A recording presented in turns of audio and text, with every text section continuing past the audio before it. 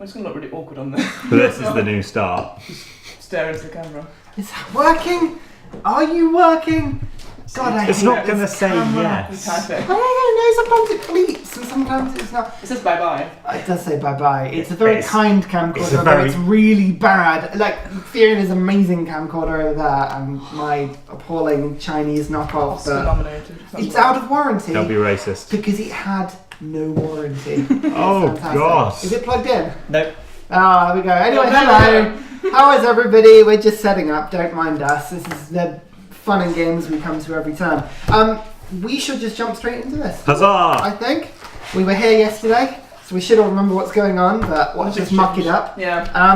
So last time, after arriving in Yibrit and spending the first session going around doing everything, last time, Blue explored the Jeweller's Guild, where you purchased a pearl, as well as meeting several of the local traders, and also the bodyguard, a large minotaur who seemed to be very happy to engage in some sort of gentle ass play. That could help you later on. That could help you later on. Theren was busy bisexual, getting his right? tattoo, learning facts about his father. Yeah, Yeah. that's fun. And then going to the Cathedral of Perith, all decisions which in essence are sort of life traumatic events of some kind. Religion, father issues, tattoo. I don't know. all things he It's like a regrets. mid-20s crisis. When I got my tattoo done years ago, that was a lovely experience. Drank Lucozade, got home guilt-free McDonald's. Yep, I heartily recommend it. there you go. You They did meet even High suggested Priest. McDonald's. Sorry. No, it's okay. Likely. You did meet High Priest Bray, Yeah. however, who gave you both advice and her personal symbol of Perith. I know, very good. You're in there. And also mentioned that she would arrange a morning meeting with a young acolyte of the cathedral who Yep. may have met a fella novitiate. Now, am I saying that right? Novitiate. Novitiate. I always get that wrong. Novitiate. We'll get that. Who has come through Yibrit several weeks before.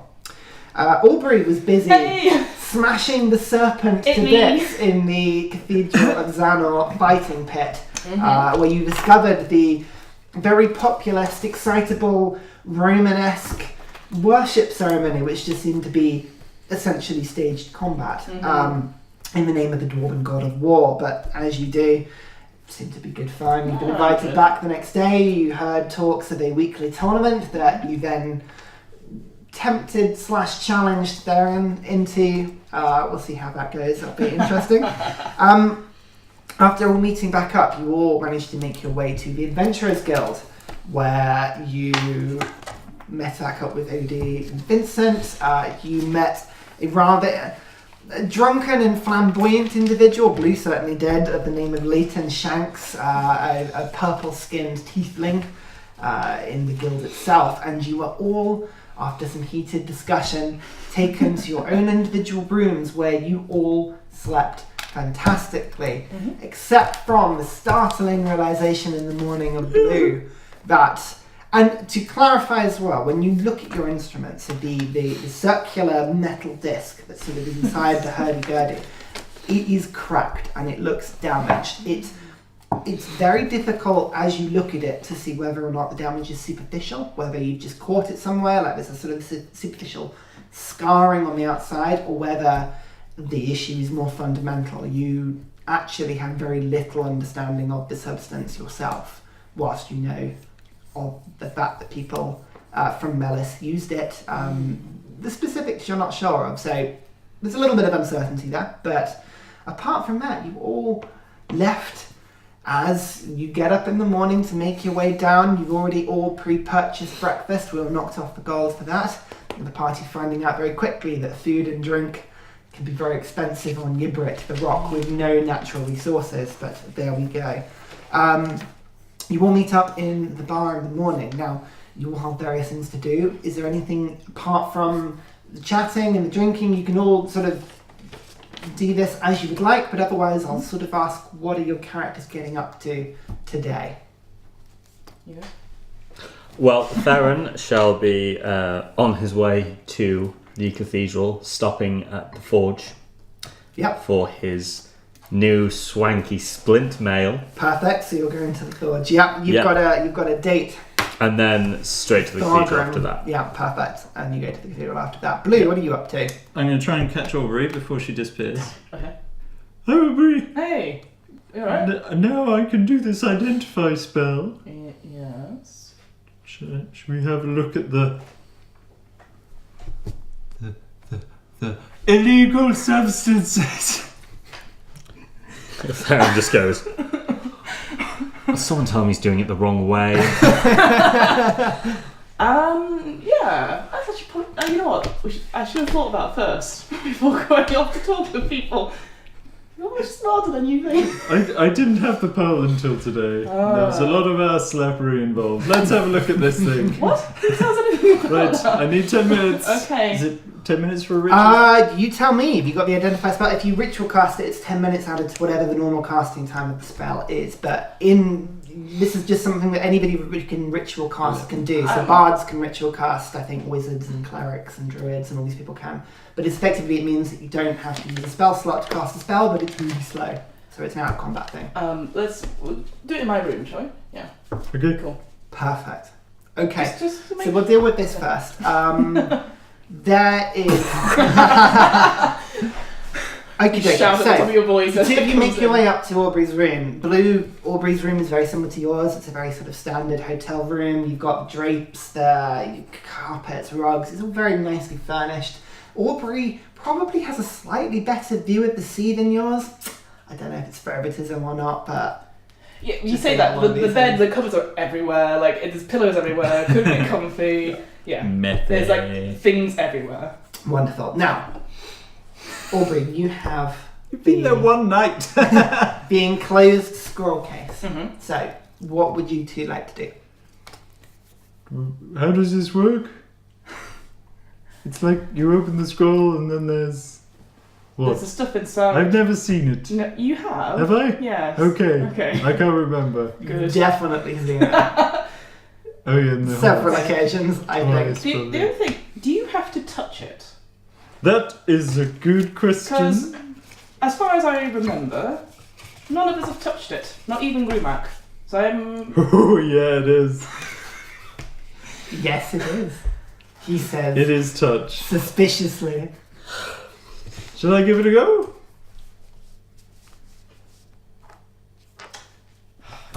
Can I get a towel? A towel? Yeah, there are towels and cloths and things in the room, Yeah, yeah. you'll have to go- Easily. Take off the scroll case very slow. Is that almost like bomb diffusal? Sort of like... I'm like, So, when you open the scroll case, the lid opens up. Inside is what appears to be... We've spoken before about the sort of translucent crystal substance. It seems to sort of glow with every colour of the rainbow and no colour at the same time. The light catches it in funny ways. And as you look at it more closely with a little bit more time, you notice that it's a weird sort of amorphous substance. It has a rigidity to the crystal, but it seems to move and is disjointed, and it's not liquid, but it certainly doesn't seem to be one solid lump. Perhaps it's grains of lots of little things, or big bits and small bits, or it seems to mix between being a loose solid to a hard solid randomly depending on it. It's a very difficult substance to pin. okay. It's a bit There's- like cornflour then. No consistent properties.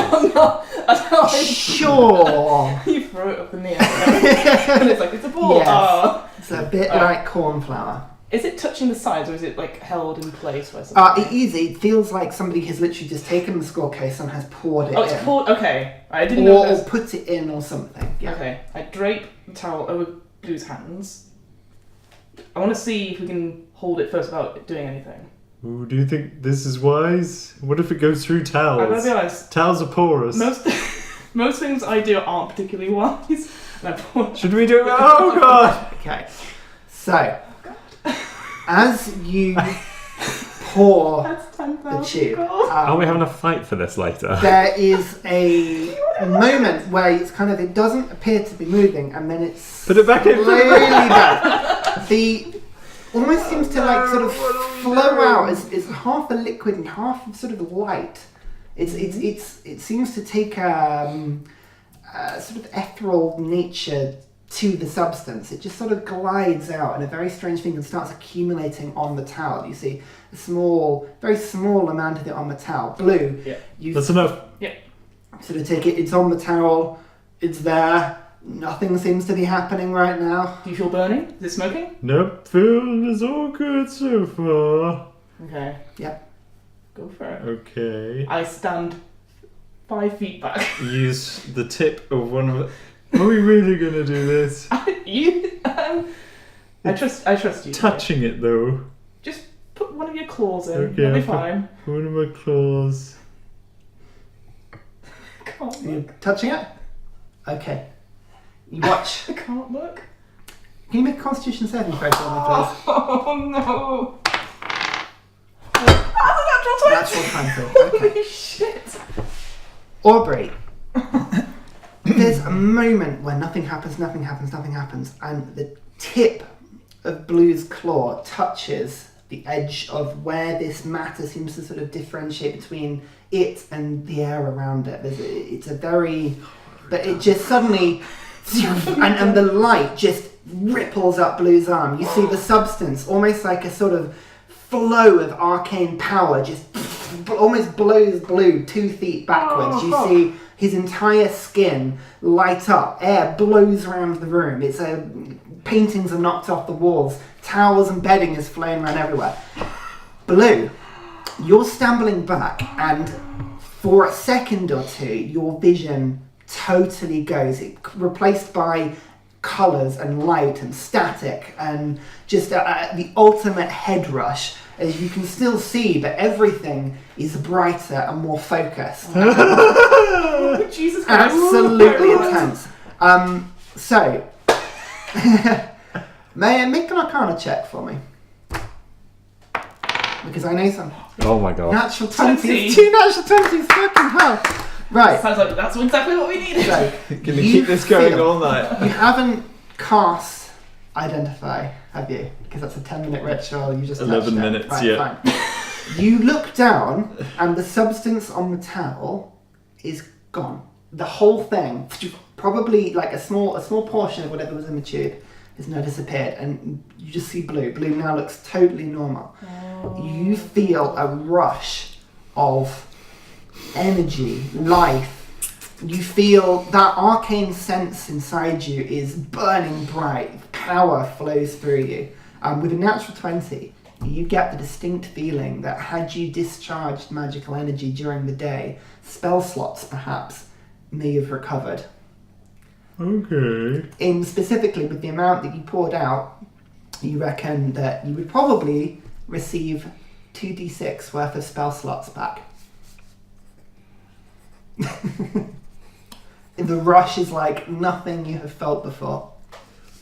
Okay, yeah, I think I know what this stuff is. Oh my god, are you okay?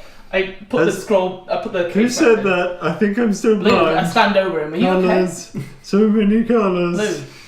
I don't know. How many fingers? What fingers? It takes him about 6 seconds to really come back to the Oh. room. Hey. Oh, there A you are. round's worth of incapacitation, you could say. What a rush. Thank God we didn't use much of that. Yeah. That just a tiny drop we used. I'm glad you didn't put your fingers straight in the stronghold. Because let's not tell Theren. Is it between you and me? So what it does, it just energizes you with a huge amount of spell arcane power. So I don't think it's that dangerous, really. I mean, we didn't use much, but it was just like, you know, when I have a long rest, and then in the Oh, yeah. morning I'm like, yeah, I can do stuff again. It was a bit like that, having a long rest. With a natural 20, you probably would work out a couple of other things. There's probably some other things. But that's what I got. No. I'll be fair because you did get natural 20 in the Arcana check. The feeling is indescribably perfect. There is a large part of you that, because you've passed your Constitution check, you feel the ability to hold it off. But you get the sense that if you had too much of this So bad. substance, you might start to be compelled to keep having this substance. It seems addictive. You also, with a natural 20, it also, it doesn't feel necessarily purely like arcane power. It's more, it powers you. You would hazard a guess that whoever absorbed this substance, whoever did it would recharge some form of life force for them. But for you have this arcane connection. Natural 20, I got it. Yeah, that's... It kind of replaces the identifier. I relay this and say, so yeah, actually it could be quite dangerous because it just re-energizes anything depending on like the thing it's touching, I guess. God, it is magic meth. Yeah, so that was why Captain Grumbleface thought it may be what brought you back. Because it energizes, brings life. But anyway, yeah. So for me, this is one of those DM things that I've been sitting on for the last sort of 11 episodes. All the way through the Beggar's Bowl, the characters have had a substance that can charge, basically give them a long rest at that low level of spell slots, and nobody ever touched it. It was one of those things, it would have like swung the Beggar's Bowl massively, but with a catch, because this is an addictive substance, but it's one of those things I was like, are they going to try it? Are they going to try it? I left you alone for 2 minutes. You don't know this. Yeah, you don't know this. Aubrey, as you're closing the scroll case back up, you do notice the level has gone down slightly. Yeah. Probably, you'd estimate, based on the amount of blue used, probably 1 of 10 parts to it. Okay, I didn't know what you said, 1 of 3, and I was like, oh! No, so you reckon about 10% of it is gone. 1,000 gold pieces for... Yeah. Yeah, we got to keep quiet about this. Oh, yeah. Yeah. Actually, but thank you, Blue. That was very kind of you to Well, try. it was a flip At of the a risk of your coin. own life. No, I feel pretty good. Yeah. I mean, I know I've just had a long rest, but it feels like I've had 2. You might be extra able today. I know. Yeah. Actually, there was something I was going to quickly ask you. Okay. So, you know the big arena, right? Mhm. And they've got these fighters and stuff. Mm. They all have symbols and sigils. I don't, Okay. but you're quite good at making things, right? Out of metal? Yeah. And I was thinking, like, I pull out, I'm sure there's like an Adventurous Guild notepad with insignias on, and I pull out what I've been... There's probably pen and paper somewhere. Yeah, and I pull out like various scribbles of like, I try to design something for Stormbreaker, it's all stick figures. It's terrible. And I'm like, could you ever go? Like, I need something. I'll try. Yeah. But as I say, metal is more my thing. Call it a I've written commission. it down. I should write it down.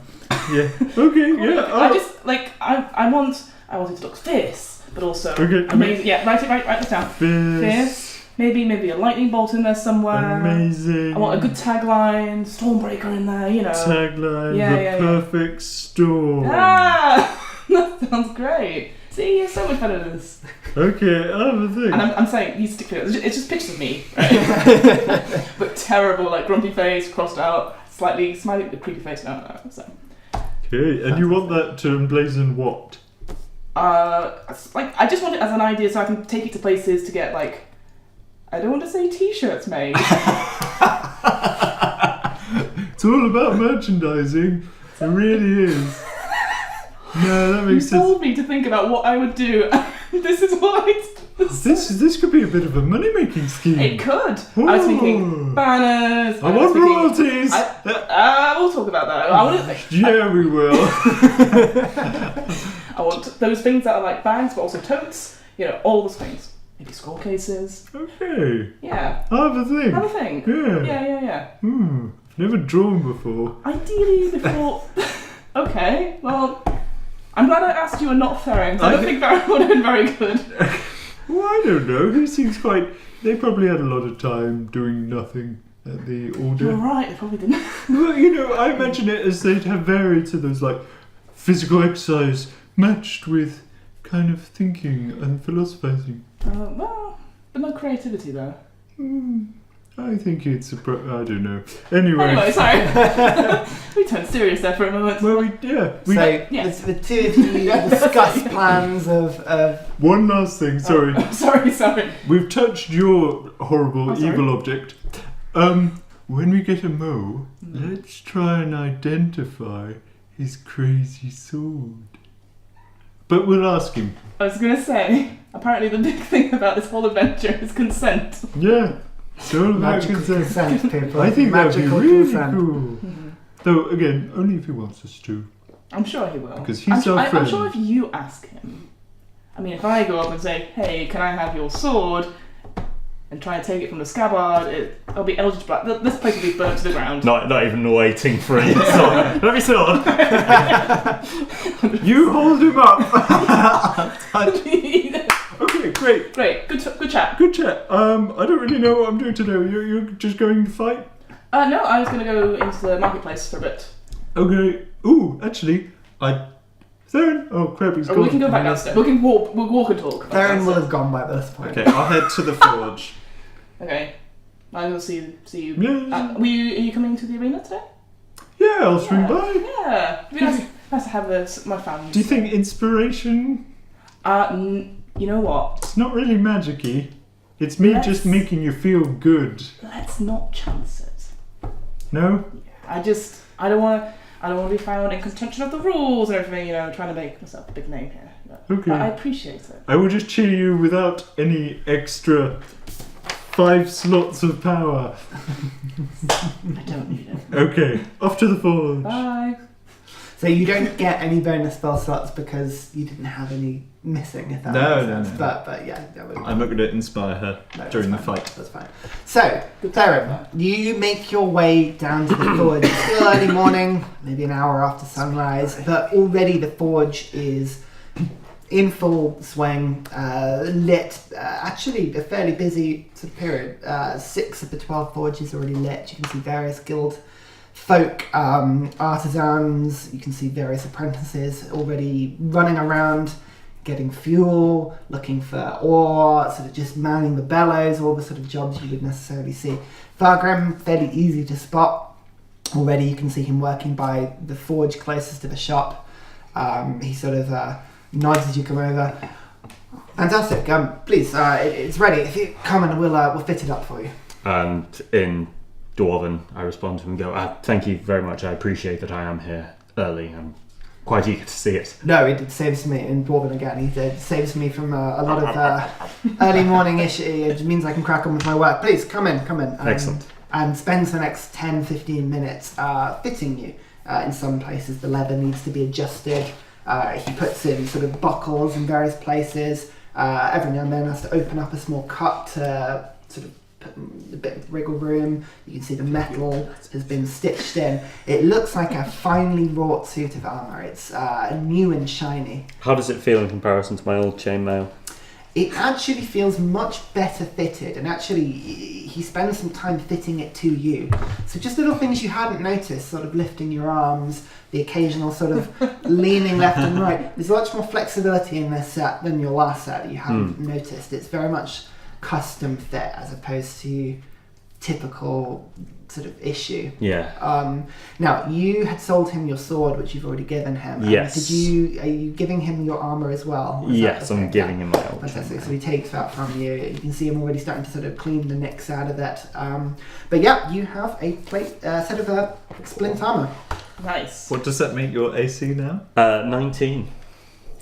This is wonderfully well fitted. You are truly a master of your craft. Oh, that's very kind. Thank you very much. It is no special piece of work. I'm afraid it's just regular steel, but it should serve you well.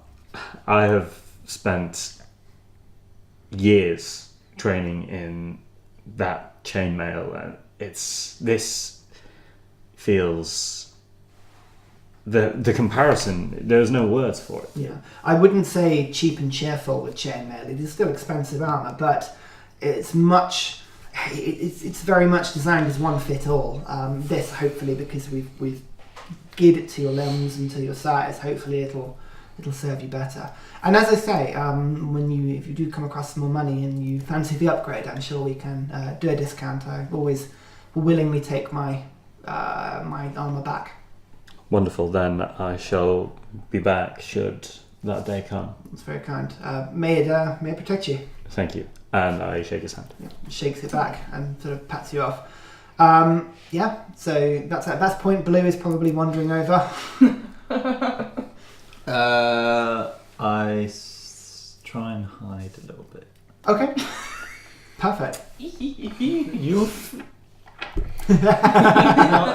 no. You'll find out why.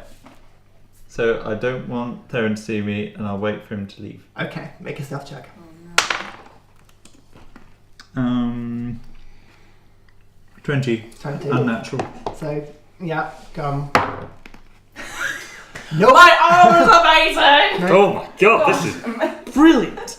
You do, even to the point you, at one point you get your sword out and you can sort of do a couple of practice flourishes, even just bringing the shield up is a lot more Dynamic. He sort of on the way out, he shows you a couple of sort of stances whereby moving your arm into certain areas, the plate sort of almost locks into itself slightly to give you a bit more agility on the stance. It's very, very, very good equipment. And you make your way to your next destination. But Blue, you managed to sort of slip into the forge unnoticed. I'm in a bush, just like Homer Simpson to say. Is he gone? Good. Okay. Hi, sir. Remember me? Oh, yes, I No do. magic this time. Sorry about that last Yes, we do have rules about. time. Yeah, how can I help you? Can you have a look at something for me? Oh, your instrument. Yes, please. There's a crack. He sort of inspects it, gets a small lens out of the pocket and sort of looks deeply at it. I have no see. fucking clue. I didn't want to worry my friends. That's why I was hiding from him. Oh, it's it looks very much like wear and tear. Yes, if this was on a set of armor or a sword, we would simply heat it up and reforge it. Sky iron and certainly alloys they require large amounts of heat. It is a fix that we could do here, but I would need two things. I would need gold because we would need to,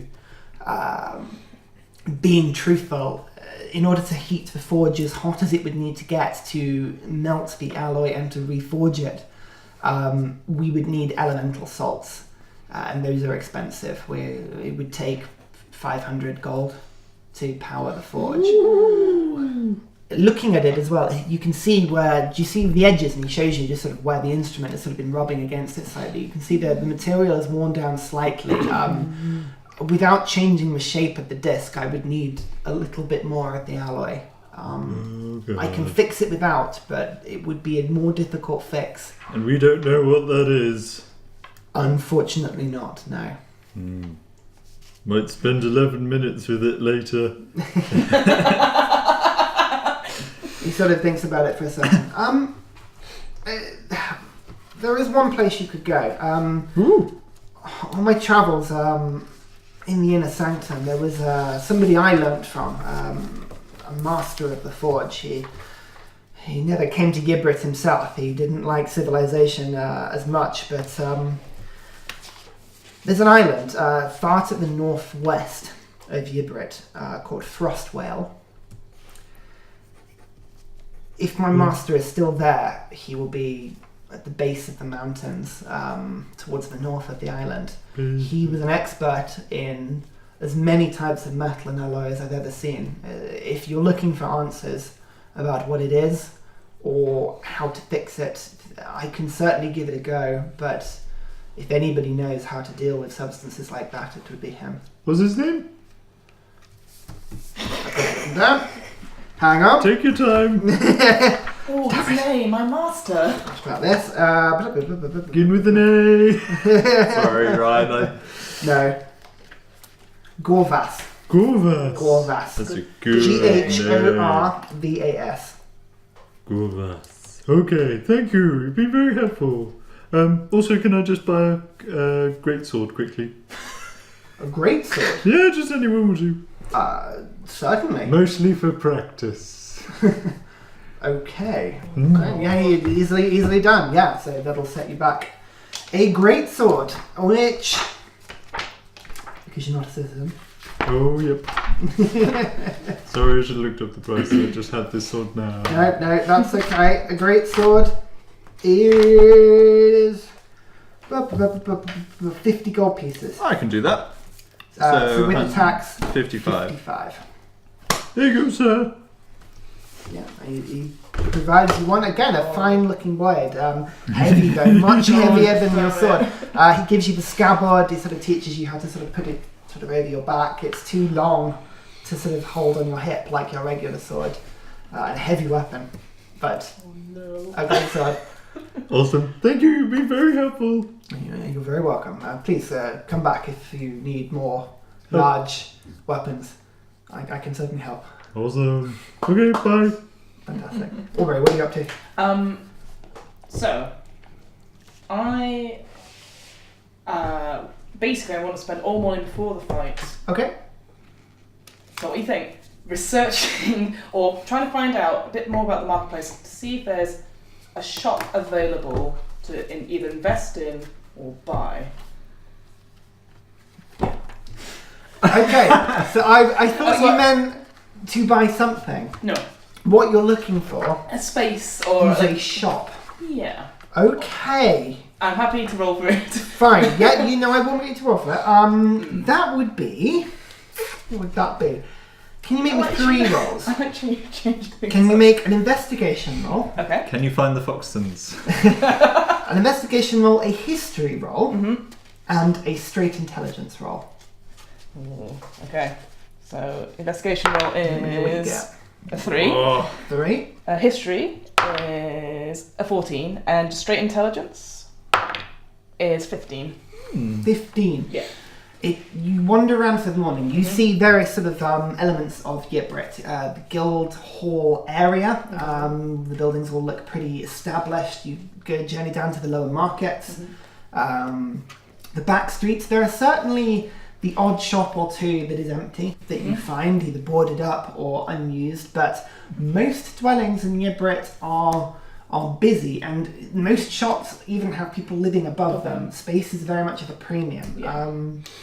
But there's nowhere that you see per se Yeah. that is like you don't see any for sale signs. Okay. You do, however, with that check, What, the 3? get with the straight intelligence check. Okay. Don't talk What the is she DM. planning? What is she planning? No, you don't get anything. No. I know. Let me just double check. Natural 20, you fail. Wait till I get Just to double the... check this. Do you say if you want this? Where is it? Have I done this yet? Feel kind of bad. I'm looking at broken spellcasting equipment. Desperately. What do I do? I've written it somewhere and I've just totally forgotten. Anyway, That's fine. it's essentially the town hall building would be a good place to go. At the moment, when you approach the town hall, it is closed. Yeah. Ostensibly on guild business. Right. And there is some sort of meeting or council meeting going on. Right. But the guild, sort of the town hall would be a good place. You can see outside a notice board with several jobs. You can see the guard, the strong presence around this. And certainly it seems to be a bureaucratic hold of Yibrit. Okay. You get the sense that anything going on here. It's a long wooden building. And actually you do see, as you sort of go and approach it, there is a sign with a sort of a printed sheet out that simply reads citizenship tests. Oh, okay. Inquire inside. Alright. I'll make a note of that. Cool. Well, then I'll just amble my way towards the arena, basically. Okay. Yeah, that's all I was going to do. Inquire. Mhm. Yeah. Yeah. Perfect. She ambles. Great. Theren, you make your way towards the cathedral. Yes. So, it is just as quiet there as when you sort of remembered it. You see, again, several individuals, not as many as last time, it's still earlier in the morning. You can see the main activity in the square is a sort of a small gathering as people are starting to sort of assemble. You can see early birds effectively getting into the Cathedral of Zarnor to get the best seats. Already queues are being operated. You can see some of the temple priests, multiple dwarves, but also some halflings, some humans, some other just various different people. Lots of different people all dressed in uniform are herding queues and taking fees for tickets. Sort of people come through. The Cathedral of Paris itself is still quite empty. You quickly pick up on the site of Bray, High Priest Bray, towards the front of the cathedral. She's sort of kneeling by the altar in contemplation. Given a sort of a minute or two, she notices you sort of approach and sort of stands up. Oh, Theren, thank you for coming back. Please, give me a few minutes. Let me see if she's arrived. Of course. Wanders off. I kind of take up her place at the altar. Perfect. About sort of 5 minutes passed, and she's accompanied by a much smaller individual, standing probably just about 3 feet tall, in simple white sort of robes, a sort of hood over. As she sort of comes, you can see she's got a sort of thing of incense swinging from side to side. They come approach you and goes, Theren, please, I'd like you to meet Tilly. She's one of the junior priests of the cathedral. Tilly, Theren here was inquiring about a member of the order that came through a few weeks ago. And she sort of thinks for a second, yes, were you looking for anyone in particular? No, it's actually more that I'm curious about this member of the order, and I kind of kneel so I'm a similar level to Tilly. So, what is it exactly you can tell me? I understand this is quite an unusual request, but please satisfy my curiosity. Oh no, it's fine. I remember it. It was late at night. I was. It must have been 1-2 hours past midnight. I was leading some of the midnight prayers when she came in. Very much kept to herself for several hours, and in the corner of one of the seats. Very much seemed to be in distress. The ceremony finished. People made their way. I went to talk to her. She, like yourself, she was a young lady. Young, I should say. She seemed distressed. She'd been crying. She was shaking, but I couldn't. She didn't tell me why. I'm afraid I didn't get her name, but she seemed distressed. She kept asking me about decisions, how to know when something was the right thing to do, when you had been told to do one thing, but it seemed like a difficult choice to make, and whether it was right to pursue it or to change the way you thought. I couldn't get any logic out of her. She was distressed. But she was distinctive. She was, as I say, 18 years old. Long, tied back, red hair, really, really red hair. Very pretty, very young, but she, again, with similar armour to what you were wearing yesterday. And actually, from that description, you have a feeling you know who it is. Another member of the order, again, another, remind me of your rank before. Novitiate. It was when you were there, you were I've got it written down, I just haven't got the order notes out.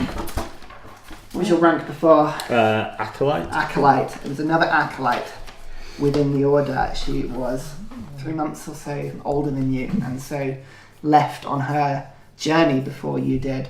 But she's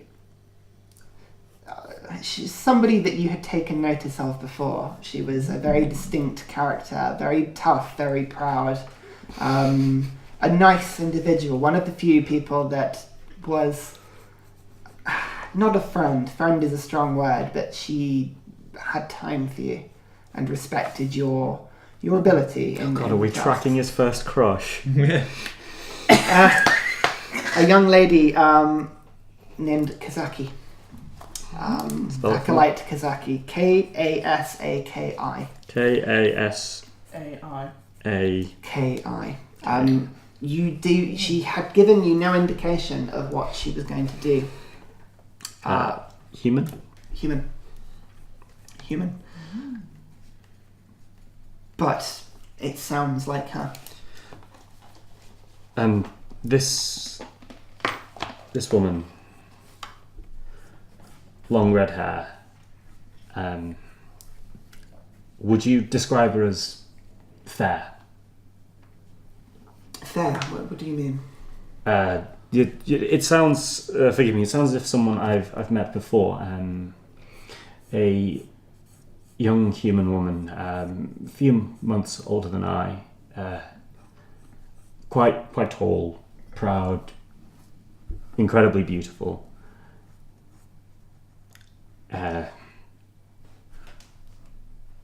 Passionate eyes. Quite possibly, yes. She seemed to be in a similar armour to the one you were wearing. Where yesterday. is she? Where did she go? What happened? She came in the once. This must have been 3 weeks ago or so. She seemed like she'd been in a scrape of some kind.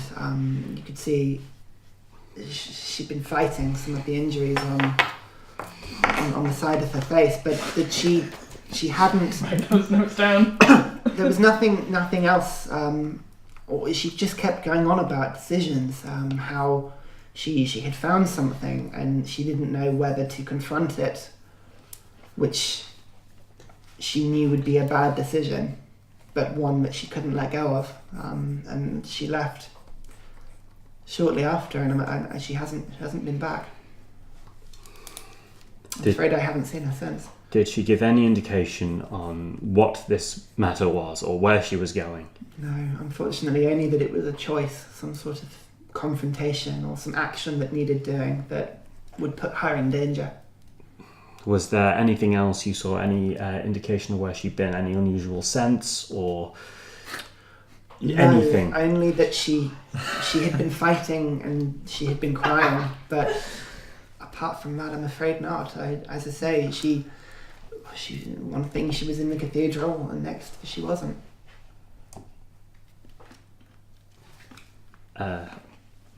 Thank you. Where would one go in the city to track someone? This was only a few months ago. Is that right? 3 weeks ago. 3 weeks ago. Yes. Then she can't have gotten far. Where can I find people in this place? I would suggest taverns. Taverns hold most of the accommodation. Various taverns around the city, maybe try one of those. The Adventurers Guild, sometimes you can hire trackers or people who would be interested in finding the city guard, may know of her location. If she's anywhere, one of the cheapest inns and one of the most welcoming, although I don't know how the Order feel about it, but again in this square, the other temple, the Temple of Haranor, the travelling god, the temple doubles up as essentially a hostel, a tavern for people coming and going from the island. It could be that she stayed there. Then I'll head there now. Thank you very much for your help. Parith, watch over you. And you. Bray sort of stood over and sort of puts her hand on your shoulder. Do you think she's in danger? I don't know. If not physical danger, then it sounds as if she found something that conflicted with what the Order has told us. There are gaps in what we were told. I've already learned that the lessons of my tutors were not exactly what the world is like, but it is to be feared. We have seen many members of the Order come and go. And many novitiates leave after training and never return. Indeed.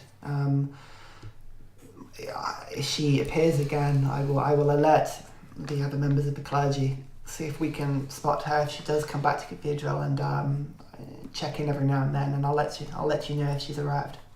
If any expense that you happen to take on in finding her, or any message getting to me as quickly as possible, I will foot the bill entirely. I understand. I'm afraid our resources aren't as... We're a little down on our times at the moment. I'm afraid I can't offer you any help in terms of tracking her down, but certainly we will do our best. Do not fret about that. I reach into the pouch at my side, take out 10 gold pieces, and hold them out for her. And take this. It's nothing. I would give more, but I'm aware that repairs and supplies are very expensive here. She smiles. It is a terrible place for a cathedral. I thank you. Rock. She takes the gold. It is a welcome donation. But please do not give more than you can spare. I understand. The next few years for you will be tough. The offer still stands. If ever you need help, please come back and we shall do what we can. Thank you. Now I would just ask that you direct me towards this Temple of the Travelling God. Oh, please, I will show you myself.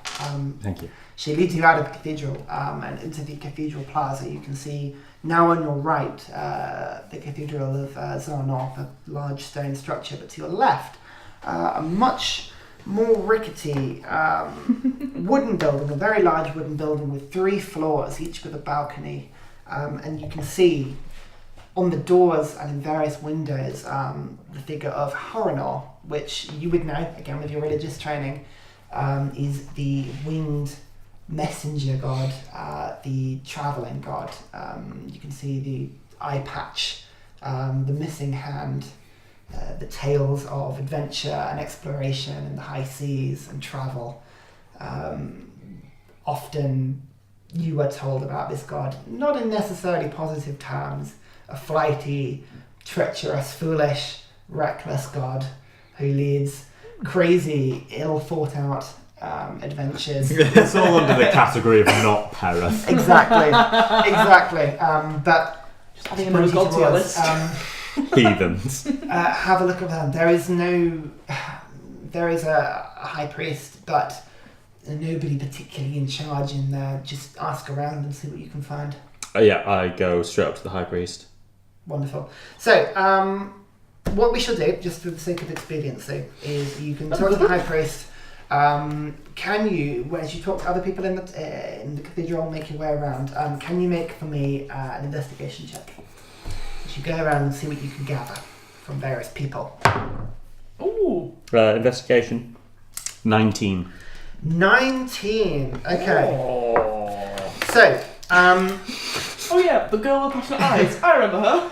you do eventually meet Really hot. Yeah. Ginger. High Priest Norris Swiller. What a name. Is the High Priest of Heathen. of Haranor. He's a jovial gnome fellow who very quickly welcomes you in, asks if you need travel, asks if you need safety, supplies. It seems like a very generously sort of given place as you see, and all just an assortment of motley individuals, sailors, travellers, merchants. Am I right in thinking this isn't at all the impression of the people that the order gave me? No, this feels different it's like a barracks with no discipline. To us, it would feel like a large open hostel, effectively. Sort of bunk beds, communal sharing. But you talk to him, you talk to various of the other priests, you go and wander around. The 19, you do not get any indication that she has been here. Oh no. Okay. Blue, what are you up to? That's a good question, Ryan. Sorry. That's been distracting. It's fine, because Aubrey's making her way. I'm just going to The fighting ring. Mm-hmm. I think. Sorry, I put my phone down. I did have a list. I think I'm just going there. Yeah? I'm just going to follow. If you've got things to shop, just build a go little for list it. of Yeah, shopping. go. Shopping's the sort of thing through the day you can do, as long as it's not too expensive or funny to get. Either the market or Gumbo's general store has most players' handbook goods up to sort of 50, 60 gold pieces, anything above that. He doesn't do Yes, math. He doesn't do Arcanite. Because my musical instrument is cooked, I will just make sure I've got all the material components that are the equivalent. So that's makeup. Yeah. Yeah. Uh, It should be stressed. Please. Your instrument, it still works and it still sounds fine. It's just one of Not those things gonna that you know risk when it. you, Not Yeah, I was gonna gonna risk say. it. you spot something and it's just like, oh, I hadn't noticed that. And the impression you got from Fargrim was that it could be damaged or it could just be a cosmetic defect. It's difficult to say. I like the idea that blue is so like everything else. Yeah. And then, oh my baby! Yeah, So exactly. But you 100% could go look for another musical instrument. It's pretty much just makeup. Oh my god! Did you just say that? Okay. Oh no! Musical instruments Is- are available. Is there a Yibrit music shop? So Gumbo's If general I can store. carry it. The markets are all places that have places like that. Actually, the Playhouse as well would be a good place to go. They probably have musical items as well.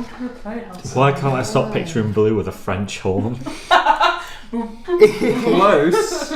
What sort of musical instrument would you be say it's after? a tuba. Either a didgeridoo Oh, course. or a giant triangle. I wonder if either of those things are in the player's handbook. Or the equivalent. No, The equivalent. no, they are not. The equivalent. Didgeridoo is probably the most similar to just a large sort of pan flute in a Yeah. sense, like a sort of blown. But I can't carry a didgeridoo and my hurdy-gurdy. No, you could get a set of deep pipes, effectively, like really sort of bassy pipes that you could play instead. They won't have a didgeridoo. I'm just going to put you out of your misery now. They're not going to have a didgeridoo. I'm not picturing. You could get some pipes or some a fun flute when of some we kind or something like that. I'm not Oh. picturing blue playing Scotland the Brave. I'll mull it They do over. have bagpipes. That is an option. I'm not proficient. They have bagpipes, but not didgeridoo. What racism, eh? Xenophobia. Just whitewashing. Yeah. Okay, well, I buy nothing. I like it that you just hire other musicians to follow you around. Yeah. And you just contribute in some way to what they're doing. Perfect. Okay. They don't have a didgeridoo, I don't care. Aubrey, you make your way Yeah. into the cathedral. The process is very similar. You make your way around to the back. Dwarf on the desk greets you. Hey. Knows you this time out. Fantastic. Right. Yep. The retainers behind. Get Yep. down. Okay. You are up fourth today. Yeah. Congratulations. Is that one up from yesterday? There are 5 fights. Ah.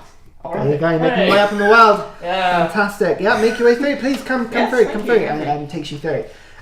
Blue, are you still planning on arriving Yep. for the fighting? I'm gonna So- go in the crowd. yeah. It takes you. Would I see them at all? You probably would see Blue. Blue is quite noticeable in a crowd. Yes, you'd see him queuing up for. I'd go and chat to Blue then. Perfect. Okay, it takes about 20 minutes in the queue to get in. Effectively, it is very busy, and you're presented with a choice when you get there. There are essentially the seats in the rafters of this building, the furthest away, which are 2 silver pieces each, or for a gold piece each, you can get ringside. Ringside. For a gold piece. Now you know how to get the treasure trade, That's why I've right? got passionate eyes. What if things go wrong? It's my think- favourite quote. Love it. I love it. Excuse me. Sorry. What happens in the event of a participant's injury? Demise. Oh!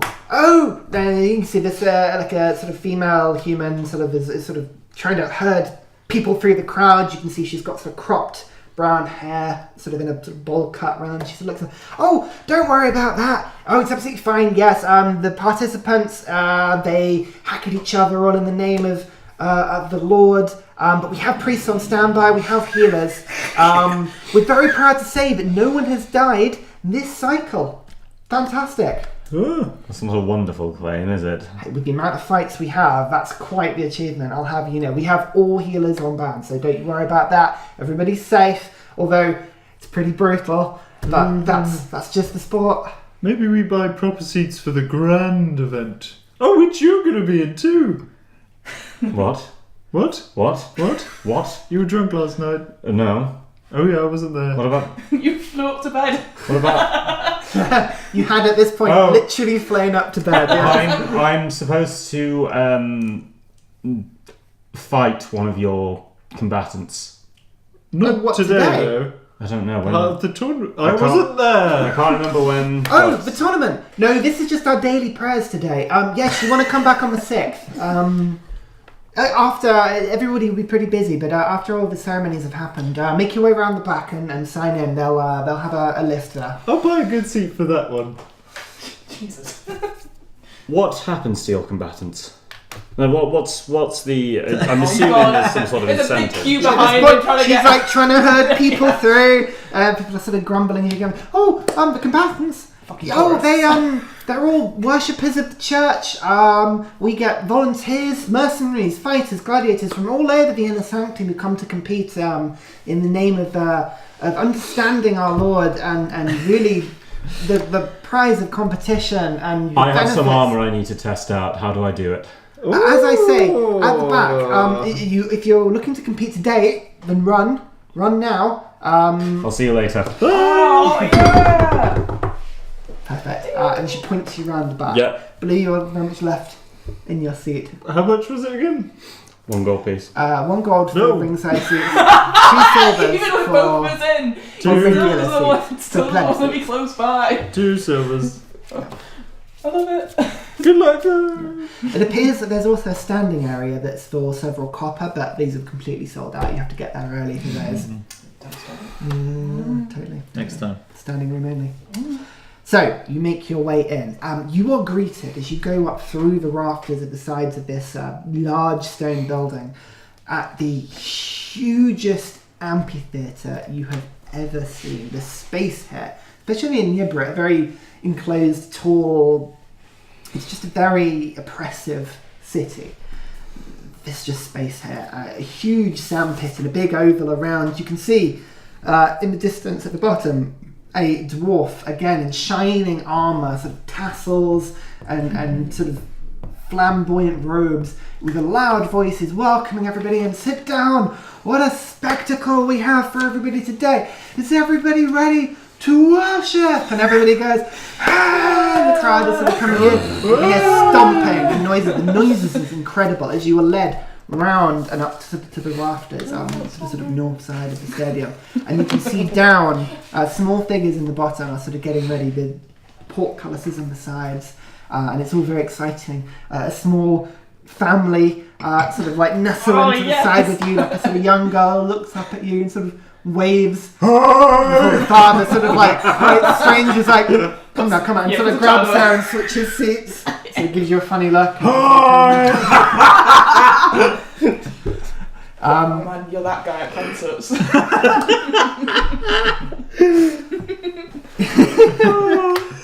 So you see a sequence of fights.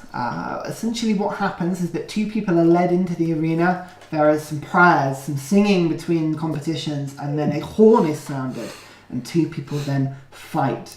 The first fight is over really quickly, and actually the crowd are kind of a bit sort of a bit nonplussed by it. You can see a man with a spear and a net very quickly takes apart another man who comes in with a sword and a sort of very nervous disposition, runs at him only to be netted and then quickly jabbed and put out of his misery until very quickly, while the blood is flowing and the sand already begins to sort of just pool with blood, you can see people rushing from the sidelines and quickly sort of back him away and healing and sort of drag the body off. The guy in the middle sort of doesn't even bother standing around to wave to the crowd. He just sort of like goes whatever and goes back in. The second fight, however, is much more interesting. This time, 2 small individuals, 2 halflings, are led into the ring, each with knives in both hands, which are very quickly discarded in the heat of an incredibly bitter battle that starts with multiple stabs and slashes from either side. The knives are discarded, punches, grapples. One at one point has one in a headlock only to get flipped over and slammed into the sand. A 2-minute fight that is submission, literally brought to submission in a chokehold as one passes out on the floor. Ah! He rips his tiny shirt off. Everybody just like screaming and getting very excited. the third fight, you can see one individual sort of comes out. This time, a female human figure. You can see sort of black leather armor, a hood, very sort of slowly sort of skulks in. You can see two long swords on the side of her, either side. She comes in and stands in the middle as a combatant is brought out. You can see this time what appears to be one of the city guard. He's still dressed in his city uniform. You can see he's kind of tried to hide several of the Yibrit symbols on various parts as he comes out, but it's still coming in. He makes it 10 meters into the ring, sees the combatant, this lady stood in the ring, and immediately backs away. It's just like, no, and just pushes his hand. And there's a bit of a confrontation. You can see the dwarf sort of makes his way. Aubrey, you noticed this as you're sort of waiting for your match. You can see the dwarf at the desk sort of rushes out past everybody, and you can see the confrontation as this man is sort of chatting quite angrily. He waves a contract in front of the guy doing all this, and just like spits on the floor and comes in. And you see this man enter back in through the service entrance. Boos ringing out in the audience. Blue, you can see this human figure just without moving, just not standing there. Just sort of looks and then just walks back in, turns around and walks back.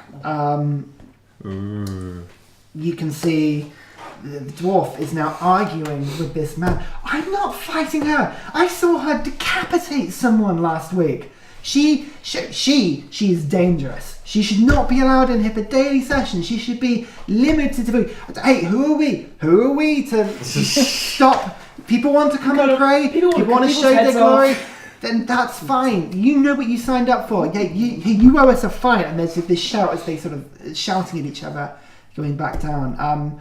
There's sort of like a movement as the crowd is still booing and sort of thing. And when Aubrey, you are pushed forward.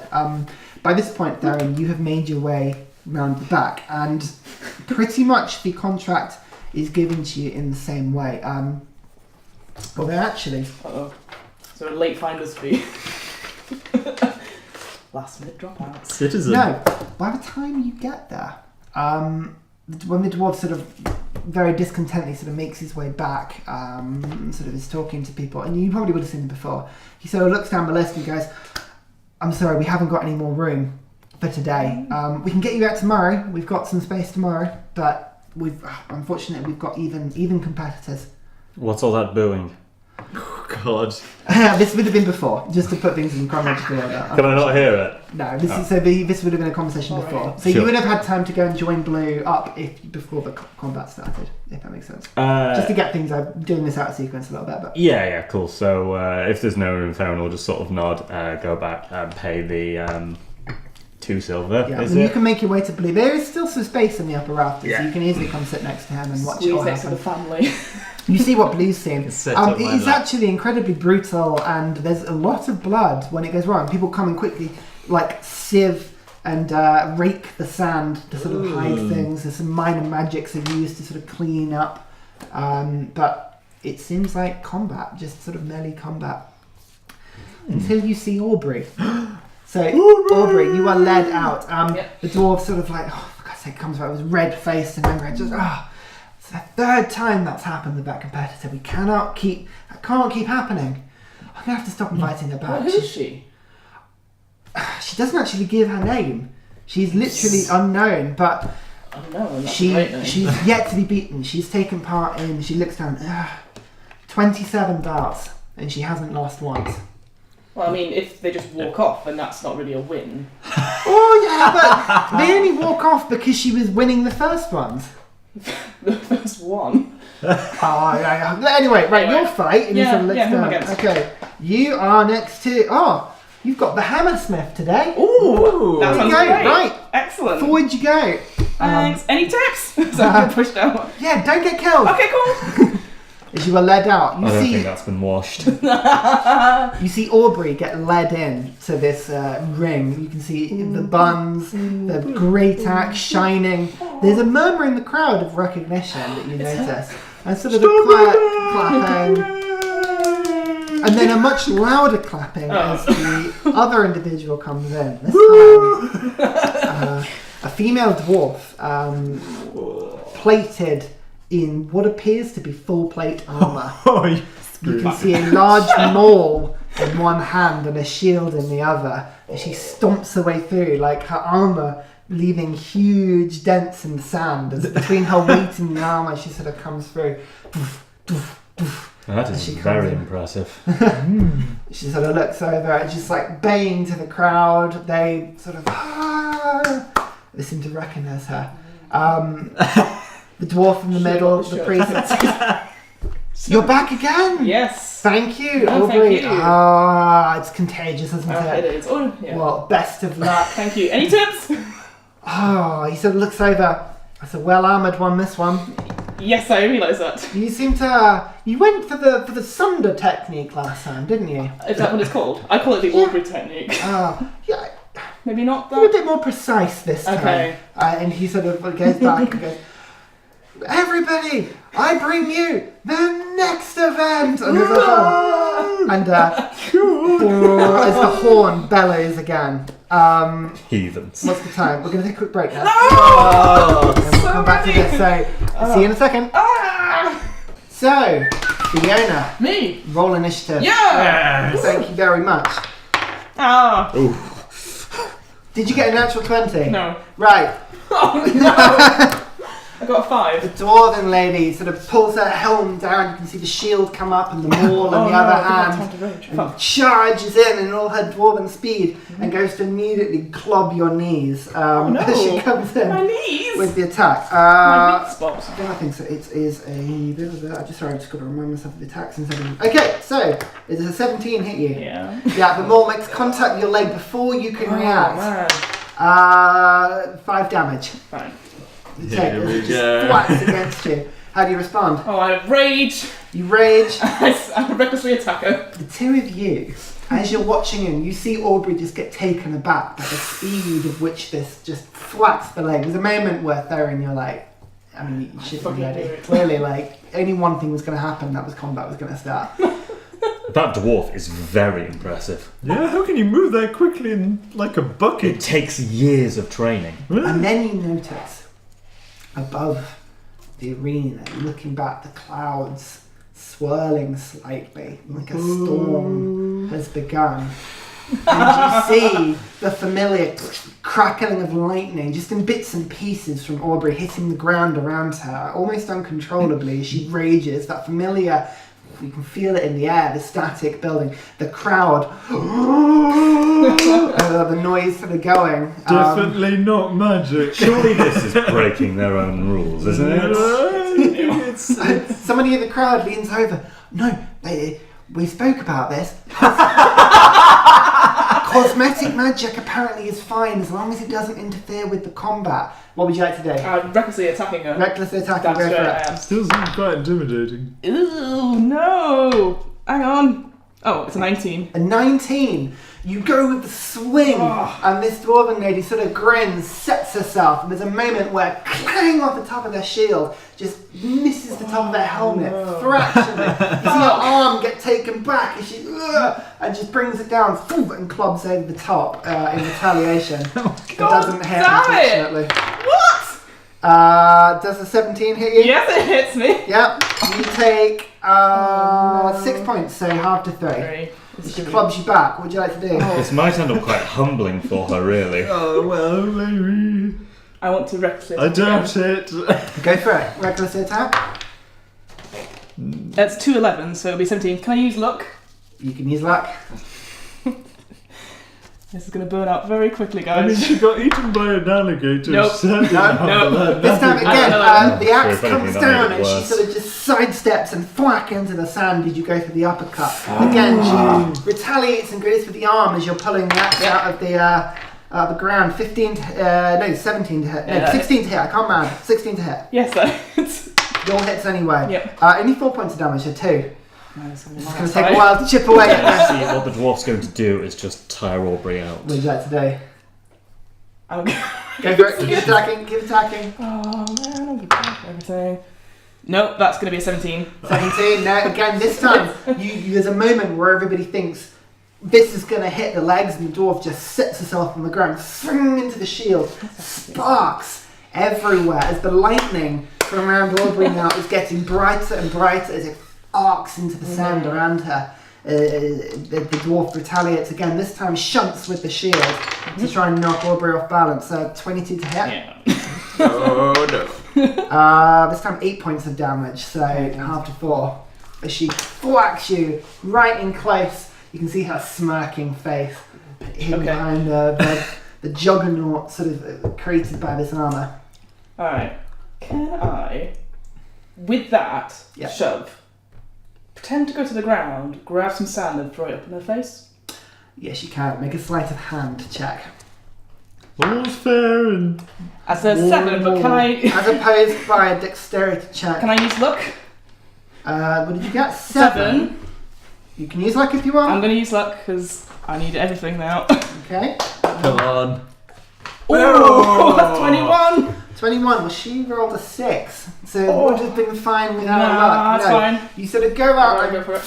throw the sand in, and temporarily she's blinded. For 1 round she's blinded, so she is going to try and sort of pull back, and she's going to take the dodge action as she just tries to like hide it in. Clever move. Do you think that's against the rules? No, I don't think so.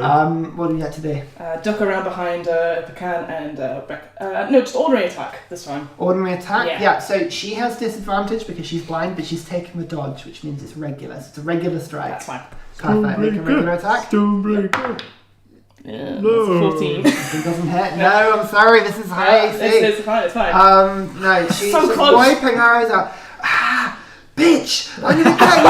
And she goes to swing with her, so not with advantage, but 18 still. Oh my god, yes! Hits.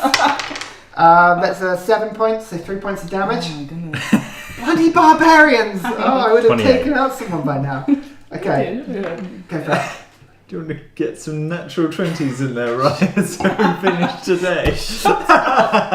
You can see just trading, Aubrey just swinging recklessly, but the armour of this dwarf is just saving it. You get the impression that anybody would have been skewered in half by now, but the workmanship of the armour is astounding. See? Actually, the two of you, make me a perception check while you're sat there. Yeah, I don't think what I'm going to do. Yeah. Perception 11. What are you doing, Fiona? I am. What do I do? Come back to me, sorry, I was just quick thinking. Yep. Less than 11. 11. 11. It's difficult to see much from this distance. If you were a bit closer, maybe you'd see more, but at this distance, no. Just looks like brilliant. Which brilliant one's armor. which? Okay, so Aubrey is the taller one with the giant axe that you're used to seeing all the time. Yep. The dwarf is the one you've never seen before. Right. Got you. Right. Now, Aubrey is trying her usual swing wildly and hope for the best. Usually works. Right, not working this time because that's full plate armor and a very large shield. So all the dwarf is doing is essentially just tiring her out with lots of little jabs. I don't think Aubrey can tire out. I think it will reach a point where she just passes out. Aubrey, what would you like to do? Alright. I'll be asleep by then. So will I. Going for another swing? Or you No, I'm gonna stand my ground, take the dodge action. No. Hang on. Thingy. What would Grog do? I want to rip her shield off her. You want to rip the shield up. Okay, so make an unarmed attack for me. Like a grapple check. Clever. Yep.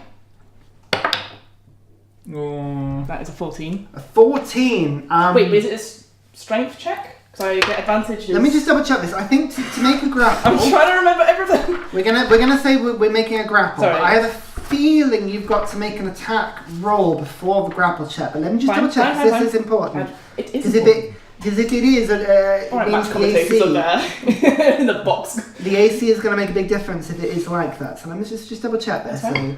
So, grappling, 195.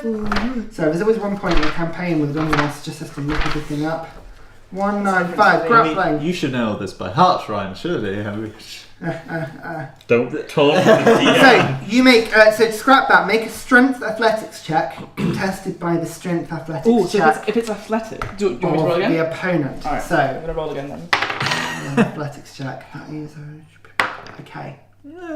It's a 20, unnatural. 18. You grab it. So you diving in instead of like going for it. You grab the shield. What do you want to do? You Now spit it up into the crowd. Make a strength check. This will be a competing strength check now. Blue. Blue. Lay on hands. Lay on hands. With advantage. Okay. Oh. Yeah, that's alright. Strength check. Sorry. 22. Okay, everything's going back and forth. 22. Fiona, breathe. You rip the shield off and you see it like a frisbee throwing 20 feet to the side of Aubrey as the shield is ripped off. There's a moment where like the dwarf just sort of stood there going, grabs the hammer with both hands and swings at you to try and like get you off her. You are still grappled. No, you're no longer grappled. No, you're I'm grappling the shield. But that's only a 10 to hit. Doesn't hit! No. So she is going to just shit, and she's just going to roll and dive towards where the shield is on the ground. So you will get an attack of opportunity. Yeah, I do.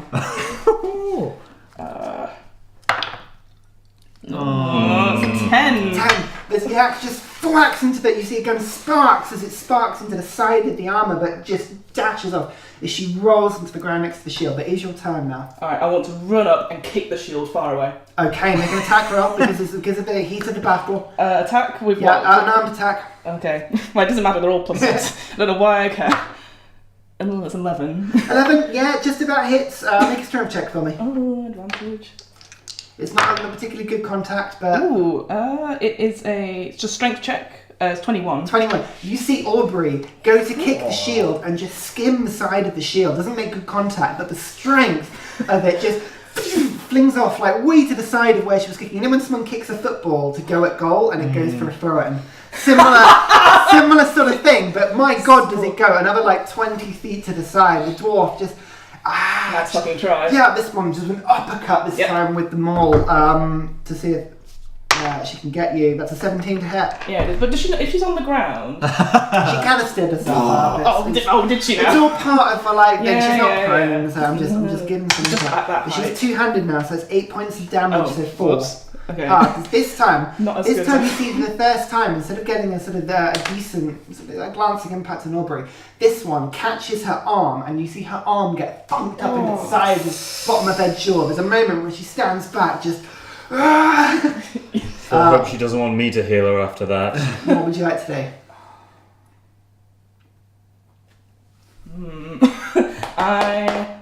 What would Aubrey do? Oh, you know what Aubrey would do. Fuck it. I'll do Reckless Great Weapon Master. Reckless Great Weapon Not Master. gonna work. Okay, so remember your -5 to hit on that one. Yeah, I know. I think it's just because she's so cross and angry. Yeah, that's not gonna hit at all. That is. No, this time, There's an alternate reality where that was a natural 20. just watches Aubrey just screaming with the huge haymaker swing of the axe that they just simply just steps back, swings in front of the dwarf, now comes in and tries to crack Aubrey over the head. This time she gets advantage. 16. Yeah, that does hit. Does hit. That is another 8 points, so 4 points of damage. Again, this time just landing impact after impact. This like time, a rubber. Aubrey blocks it with you block it with your weapon just as you turn. You'll move. Come on, speed. What do you want to do? I'll drop the great axe and fucking jump on top of her and wrestle her to the ground. Okay, right, another grapple check, so that's an athletics check. It's a 21. 21. Unfortunately, she gets 23. Oh, This fuck! time, she comes at you and like a sort of just sort of drops the club to one hand, and as you come, just sort of almost pulls you to the side, and you get flung off to the side. She, in her turn, is going to make a passing hit on the back of you. Yep. Only an 8 though. Doesn't hit. This time, you see her make contact, but just doesn't get any impact as Aubrey sort of flies and spins around. But your axe is now on the floor. Yeah. What would you like to do? This is damage I was going to do. I want to grab her weapon. Okay, make a grapple check. So what? That's a athletics again. Sorry. Yeah, athletics. That's a 14. I'd like to use my final look. Okay. Burn through them. Well, I will say she rolled an 18. Like we have. We'll find out then. So we have the Remember, altercation. with luck, you can also get her to re-roll as well as yourself. Yeah. Oh, that's a good point. Yeah, you can roll. Fuck it. 10. So she got a. So What was that? I was an 8. 15. So 8 plus. Oh, it's a 14. Fuck. Sorry. That's fine. Now, this time, she again just sort of feints the weapon out as Aubrey goes to grab it and comes back up to try and cluck you on the underside. This time, it's 25 to hit. Hits. No, 24 to hit, sorry. No, it's a hit. D8, 'cause it's two-handed now. That's only 4 points, so 2 points of damage. As again, Aubrey beginning to look a little punch Still drunk there. now. As It looks like a impact after lot's impact. run out. Theren just so smug from his. Yeah, so smug. I hate Go it. on, just get her. Get her. Get her. Get it out of your system now, is all I'd say.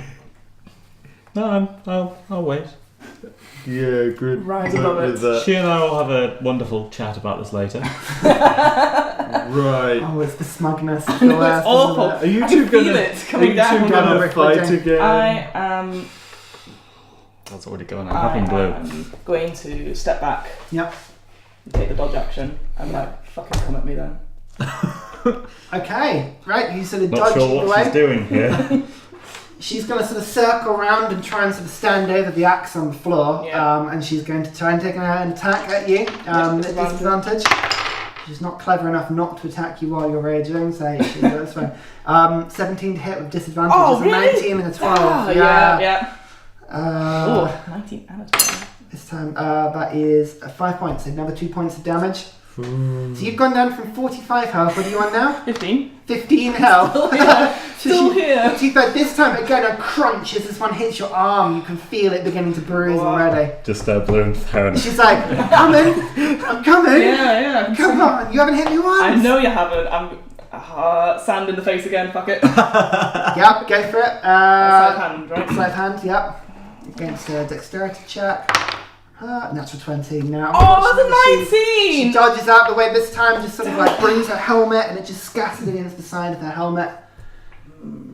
Wait, so that's technically my action, so it would be her go. You can try and pick up your axe if you want. Oh yeah, definitely. Yeah, As part of your that's movement probably a action? good idea. I'll Yeah. allow that, yeah, that's something that's allowed Shut up. as part I of can't the see this movement action. happening. Yeah, That would have been absolutely really good if you could grapple her. That would Yeah. have been good. Yeah. fine. I don't mean.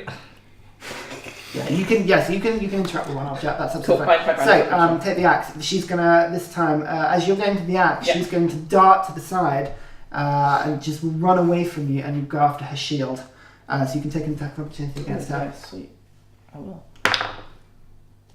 Oh my god, I told you, that natural 20 I accidentally rolled at the beginning. Yeah. Terrible, it was a 9. She gets out of the way, slides over, picks up the shield and brings it back. Yeah. And goes, round 2, eh? Swinging him all around.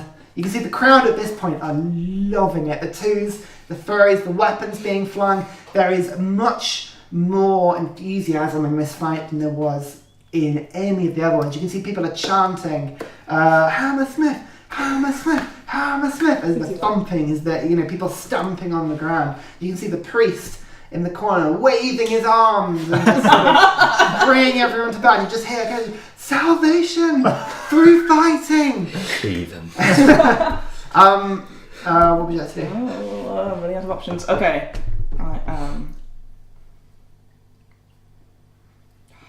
I'm gonna hold my action. No, damn it. I don't. She's how far away is she? Because she went to go grab her Within shield. 30 feet. Yeah, 30 feet. So you could move up and attack if you want. I could. I'm not gonna do that. I'm Okay, gonna. you haven't had a hit yet. All you need is one good hit. I know. I know. I need to roll something amazing.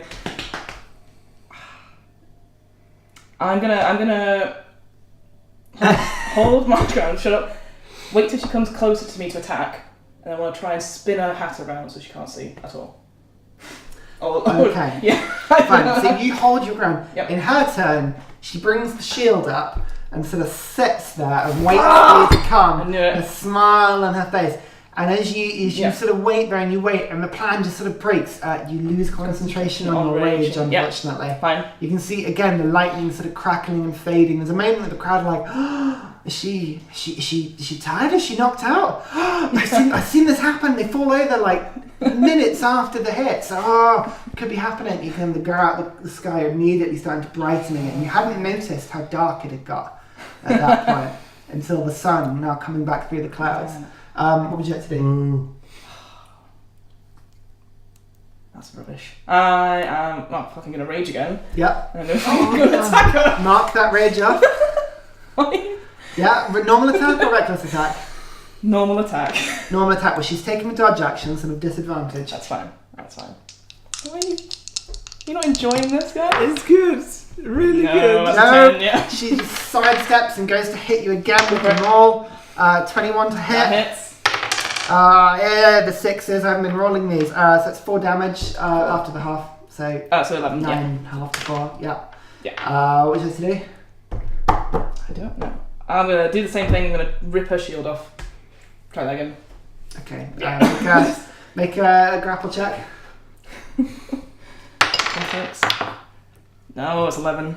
No, she just She's dodges got it used to out. it now. This time she's got you covered. Yeah, you go to it and she just lowers and thwacks up with the hammer to try and catch you as it comes up. 16 hits. Yeah, hits. I imagine. Yeah. I've got the high rolls now. 8 damage, so 4.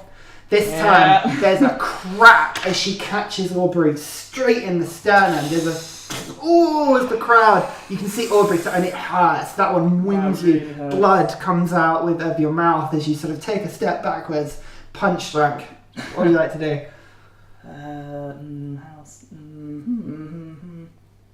I don't know. I was not prepared for this. Attack! Attack! I hear the crowd. I attack recklessly. Reckless attack. Go for it. No. Oh, That no. is a Just smiling this time. 13. The shield brings up again. The crash as the sparks fly. The hammer from the side now. 20 to hit. Oh my god. 7 points of 3 damage. What do you want now? 4. 4 health. This time cracks into your leg. You feel something buckle in your knee. It doesn't quite go, but there's a moment where you take your weight off it, gingerly put it back down, just feeling dazed at this point. These recklesses, it's gonna be the only way. It is gonna be the only it way. means she hits you, but Really? with an AC of 20, Yeah, you've got to go for the advantage. I do. Otherwise, you're not going to hit I her. do. Yeah. Okay, final go. Reckless attack. Go for it. Go for it.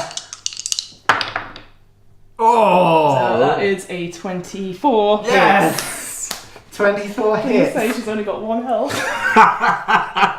after all this. That is a 5 plus 4 plus 2 is 11. 11 damage. Slashing damage, let's go. This time, the shield comes up and she just misjudges it as recklessly Aubrey, for the first time, catches her straight across the plate of the thing. There's a crack and sparks as the dwarf pulls the shield down instinctively but gets pushed back 5 feet or so. You can see her just winded. She's going to take the dodge action as she sort of stumbles back and tries to set herself again. What would you like to do? Gonna recklessly attack again. Do it. Do it. Come back, Queen. Come back queen on 4 hit points. It's not gonna do. Oh, it might. It's a 21 to hit. 21 hits. Come Oh on. my 21 god. hits. It's a 4. It's 8 slashing damage total. So how much did you first? 11, was it? Yes. And then 8. So that's 19. Okay, let's do this. Close. This time, Oh, no. she catches out. She goes for the shield again, and Aubrey just like kicks the shield and thwack. The axe this time hitting her God. straight in the shoulder. The armor buckles as you can see her shield arm is just paralyzed in crumpled armor. She can barely hold it up. She wins back, blood streaming down the armor. She pulls herself back. She's going to take an attack at you. Yep. It's her last Yep. option. That's a 13 to hit. Come on. Go for it. Oh my god. Go for it. Reckless attack. It's not gonna work. It's not gonna work. Oh wait. Yes. It's 23. It hits. What? Sorry, that's an 18 slashing damage. 18. 12 plus 4 plus 2. She had 21 health. You've taken her to 19. Oh, Jesus Christ. With this one, there's a moment where the maul comes and almost like catches Aubrey on the side of the head, and there's a thwack as Aubrey sways back, and you think, oh, she's gone. but just using momentum, whew, and the axe just catches her again in the side, and boom, there's a huge, it just embeds itself in the armour. There's a thwack as blood comes out. You can see Aubrey just dripping in multiple places. It's less blood and more bruising. You can see just like patches of black eye, bruises all around Aubrey. But the dwarf just buckles over the coughing blood and collapses down. The crowd, silent for a second, and then as they all sort of clap, you can see immediately the priests all running in. They quickly, you can see one very enthusiastic young acolyte with a sort of sliding run comes in and immediately seems to be sort of putting his hands over the dwarven lady, healing her up. You can see immediately the damage. One of them, the main priest, sort of looking down. He's just sort of gesturing to the crowd. He comes down and sort of with a flick, the armour just sort of fixes itself slightly, not much, but takes some of the impact out of it, and she's dragged away. As he comes over to Aubrey, wow, I say, I'm just covered in blood at this point. Aubrey, that was your first close fight, wasn't it? Now, don't say anything. And then you never Think tell about us. this.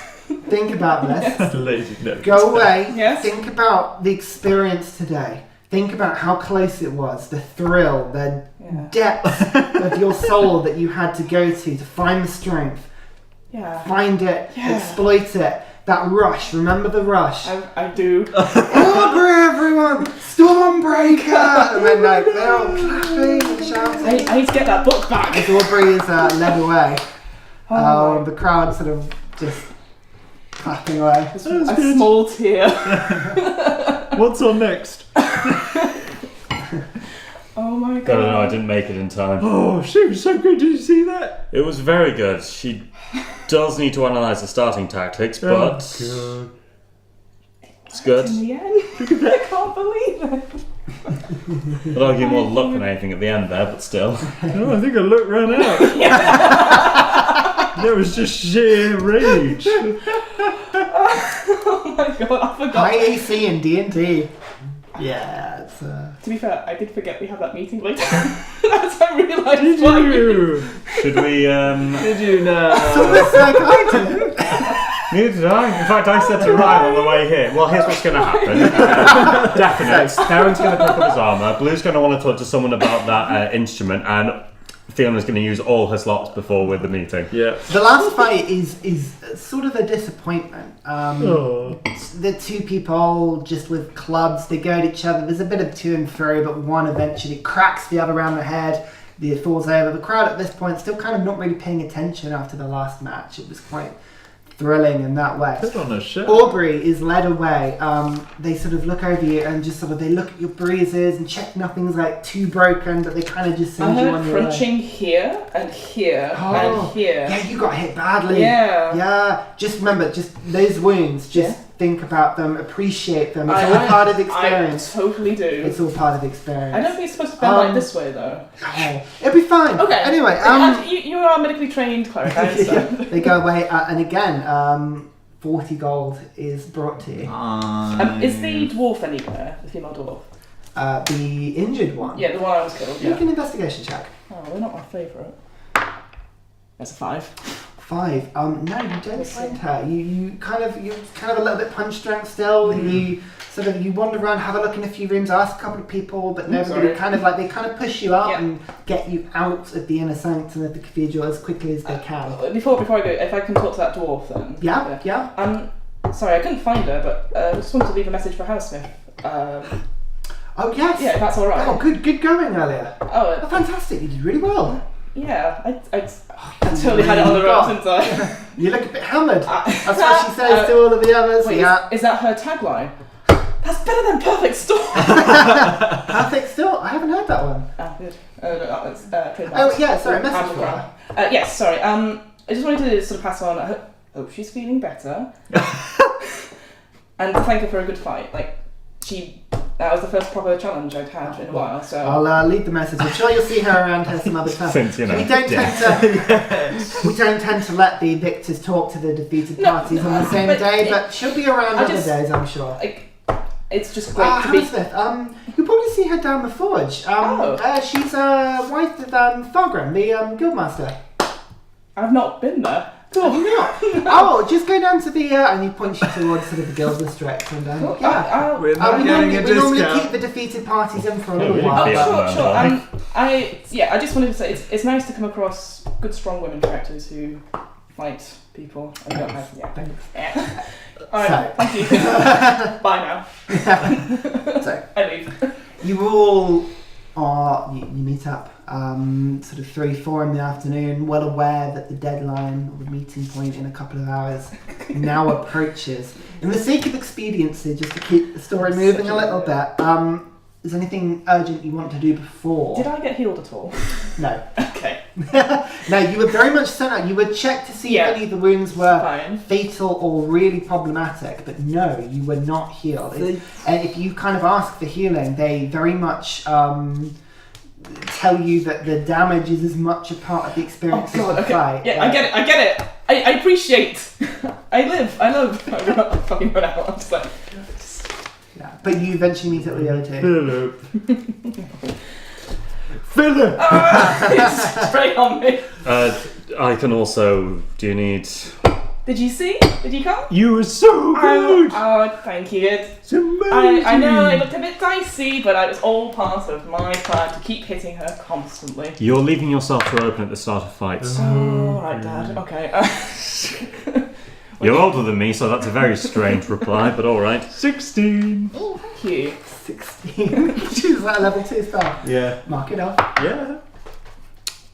+7. Oh, thank you. I appreciate Here comes it. the short rest master. And in half an hour I can do that again. You have time for a short rest should you want one before the mission as well. Yeah, I probably need to clean up. If I forgot there's about short rest. if there's time Damn, before, sorry, actually no, I want to go to the inn early Yep. and ask around. Perfect. So you make your way towards the cackling dragon, the meeting place. I would also I like assume to is everybody short rest, sticking if together? possible. I assume at unless this you've got point. anything. No? Should we go? Yeah. So you see, I was just telling you on the way. So you see, if I had t-shirts, it'll make it even better. We sell them at the end. Yes. It's Okay. more gold, and I've got 40 gold You now. think Right, the is this priests in- will be okay with that? I'm sure. I mean, they've got the Theren's just stuff in walking the ahead of us. shop, Yeah. and yeah. They'll probably want to cut. Oh, nicely where's well, the donation? Theren. Oh, Yeah. thank you. It was actually quite expensive. Oh, no worries. It's just jealous because he didn't get into fight today. Yeah, don't worry. You didn't know that. I didn't know that. Well, you weren't there. Didn't see you anywhere. Never mind. Ignore me. Sorry. Yeah. So, Captain Dragon, please. You make your way up towards the middle gate. To the side of the road, you see the familiar swinging dragon, 8-9 feet long, with its tail stuffed in its mouth. It's like weirdly cackling That's as it swings either side. It is a very cheap and cheerful looking establishment. The windows appear to be darkened but not covered, just filthy. You can see a large, bald man standing with arms sort of crossed, sort of inspects you all as you come in, notes your weapons as you come in. No fighting inside. Any of those drawn, you're out. no plans to, my good man. I was wondering, and as I'm talking to him, I just start obviously counting out 5 silver coins in my hand. Okay. I was wondering if you had any information. Make a persuasion check. What information? What? He sort of looks at you. Information? I'm looking for a woman that would have come here maybe 3 weeks ago. Red hair, tall, chainmail armor. Yeah, make a persuasion check. Oh no, fuck me. 11. He sort of takes the coins, sort of pockets them. Maybe I did. Maybe I didn't. Depends who's asking. I'm asking. I thought that was that not abundantly clear? No, I'm sorry, let me repeat myself. Have you got any more coin? Now, isn't it better when we're all honest? Yes, but I want answers first. Consider that a deposit. You can have a persuasion check. What's he doing? We're both gone in. Who's this woman? We've got past. That is a 22. 22. Ooh. Woman, red hair. Yeah, we see a few come in here and there. Chainmail, well ordered, look kind of warrior type. Incredibly well disciplined. Oh, yeah, maybe. Maybe, yeah, a few weeks ago. And? Yeah, she came in. And? Oh, I stand on the door. I don't really know who goes in and out and what they do inside. I'm on the door. Alright. She came in, yeah, a couple of times. And what happened when she was here? Did she talk to anyone? Didn't cause any trouble. Didn't have anything to do with me. Who would have spoken to her? Well, I imagine anyone behind the bar. Go ask barkeep. He might help. Thank you. And I flick him one copper coin. Oh. Do you know? As you're going in, you feel an arm on your shoulder. Hey, come on now. Let's not take the piss. All right then, let's be gentlemen about this. You introduce me to the person who you think most able to answer my questions, and they'll actually be rewarding it for you. One last persuasion. We're at the bar. Yeah. I've already got his drinks. 12. 12. He sort of thinks about it. Yeah. Barkeep is probably the best person to talk to. Introduce me, would you? I can't leave my post, but his name's Halzar. You'll see him. Alzar. Thank you. He gets 5 more silver. Sort of nods it. Have a good evening, sir. You too. Bound for Halzar. Perfect. So the two of you make your way in to a incredibly cheap and cheerful tavern. Yes. Everything from the tables to the chairs to the floor to the bar is second hand at the very best. Fourth, fifth hand. You can see repairs have been made. It looks like the equipment in here, everything's designed to be broken, or at least has broken once. You can see already at 3 in the afternoon, half full, probably. You can see sailors, merchants, nobody particularly looking well dressed. But there's certainly an atmosphere in here. A big fire towards the back. You can see large emblems of dragons everywhere, and an incredibly scatty looking man behind the bar. Probably about 40 years old. He has wispy white hair. You can see completely bald on top with a perfect ring of long hair that flows down all on the side, and a tuft of hair just in the top that flicks down, and the biggest, thickest glasses that make his eyes look like saucers as he's sort of looking round at people and sort of going, what? Oh, and then sort of gets the drink and pours pretty much the only tap on the bar. Gives the drink of what appears to be incredibly watery ale to the first person. Like a few coffee pieces at him, and he sort of nods and sort of sees you all come in. Don't make yourself shy. Come on, up you come. What do you want? Halzar? These two probably would have got in first. What do you two want to do? Do you want to do so? Let's have a drink. Yeah. What have you got? What alcohol percentage is it? We've got them. Yep. Well, this is 100% alcohol, and I can give you water, and that's 0% alcohol. Nothing else. Yeah. Okay. Yeah, we've got dragon ale. Oh, we've got water. And you don't want the water. It's I was seawater. gonna say. Ooh. You got any nuts? Yeah, tea. He sort of fancies them. 2 drinks? 3. We'll get 3. 3. Yep. Oh, like your style. He pulls it out and What sort are of you just pulling the drinks and as you come, as Theren as you come in. He sort of goes, cheap. Well, should we find a table? You can go find it. So I'll be around- the over. A round of 3 drinks here would probably only be about 12 copper pieces. Yeah, I'll pay for So, that. It's fine. perfect. Oh, thank you. Oh, hey, big spender. I I just won 40 gold, okay? It's all about the gold, nowhere to be is. seen, but the copper, suddenly here comes Aubrey.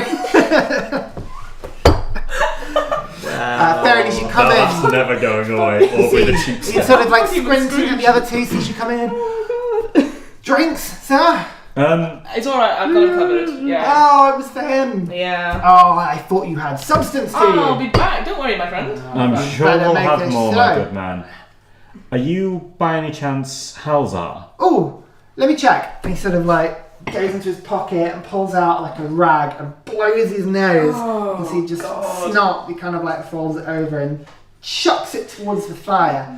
But in the way that paper towels do, it sort of veers off that halfway and lands in the lap of one of the patrons. He sort of sort of stands up and flicks it into the fire himself. Sorry, what's your question? Are you Halzar? Yeah, of course I'm Halzar. God. And who are you? My good friend. My name is Theren, my good friend. Nice to meet you, Theren. And to you, sir. Now, I would like to ask you some questions, if I may. Well, you can try. I'm looking for someone, a patron of yours, who was here 3 weeks ago. 3 weeks ago. You would have remembered her. Chainmail, red hair, beautiful. I give you the drink at this point. She's, Just sit down he and thinks watch about this. Yeah. Maybe. I mean, we have a lot of patrons in here. It's very busy, but red hair, chainman. Yeah, possibly. Yeah, why? You're after her? She's an old comrade of mine. I'm trying to find her. Oh, well, she hasn't been in a few weeks, unfortunately. Do you know where she might have gone?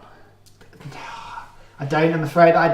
We get very busy. I'm afraid she's not one I talk to. The only reason I remember her, and he points over to the corner, some of our busiest nights, she would just sit in the corner, barely touching her drink, and sit there for hours, and would just disappear. Not a very highly paying customer of mine, so if you're going to go find her, I'd take her somewhere else if I were you, or at least pay for her drinks. So she would sit in that corner, barely touch her drink, and then just leave after a few hours? Seems so. Anything else you remember about her? Afraid not. No, sorry. Yes, come back and leave. You look like new. You haven't been around here before, have you? You're new to the area. That's right, yes. Yeah. Come back here in the evening. You'll see what I'm in. If you don't mind, my friends and I will take a table and just wait until evening. Well, good. So I'm very busy. He sort of leans back, starts like cleaning the glass, just watching you. Oh no, take your time. I'm really busy. I will let you return to your work. He sort of nods. All right then. And I just sort of, every so often, really awkwardly glancing back at him, walk over to Aubrey and Kind of get about halfway, and from behind you, you hear. Yes? You see him, rag in hand, Oh no! like there, No! catches you having turned round and goes.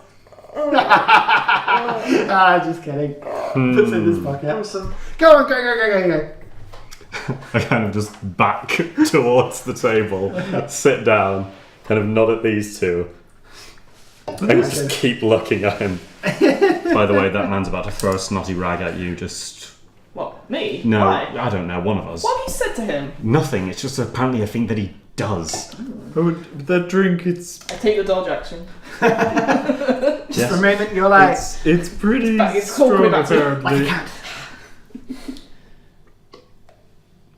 It is incredibly watery. Possible. It's not unpleasant, but it's not.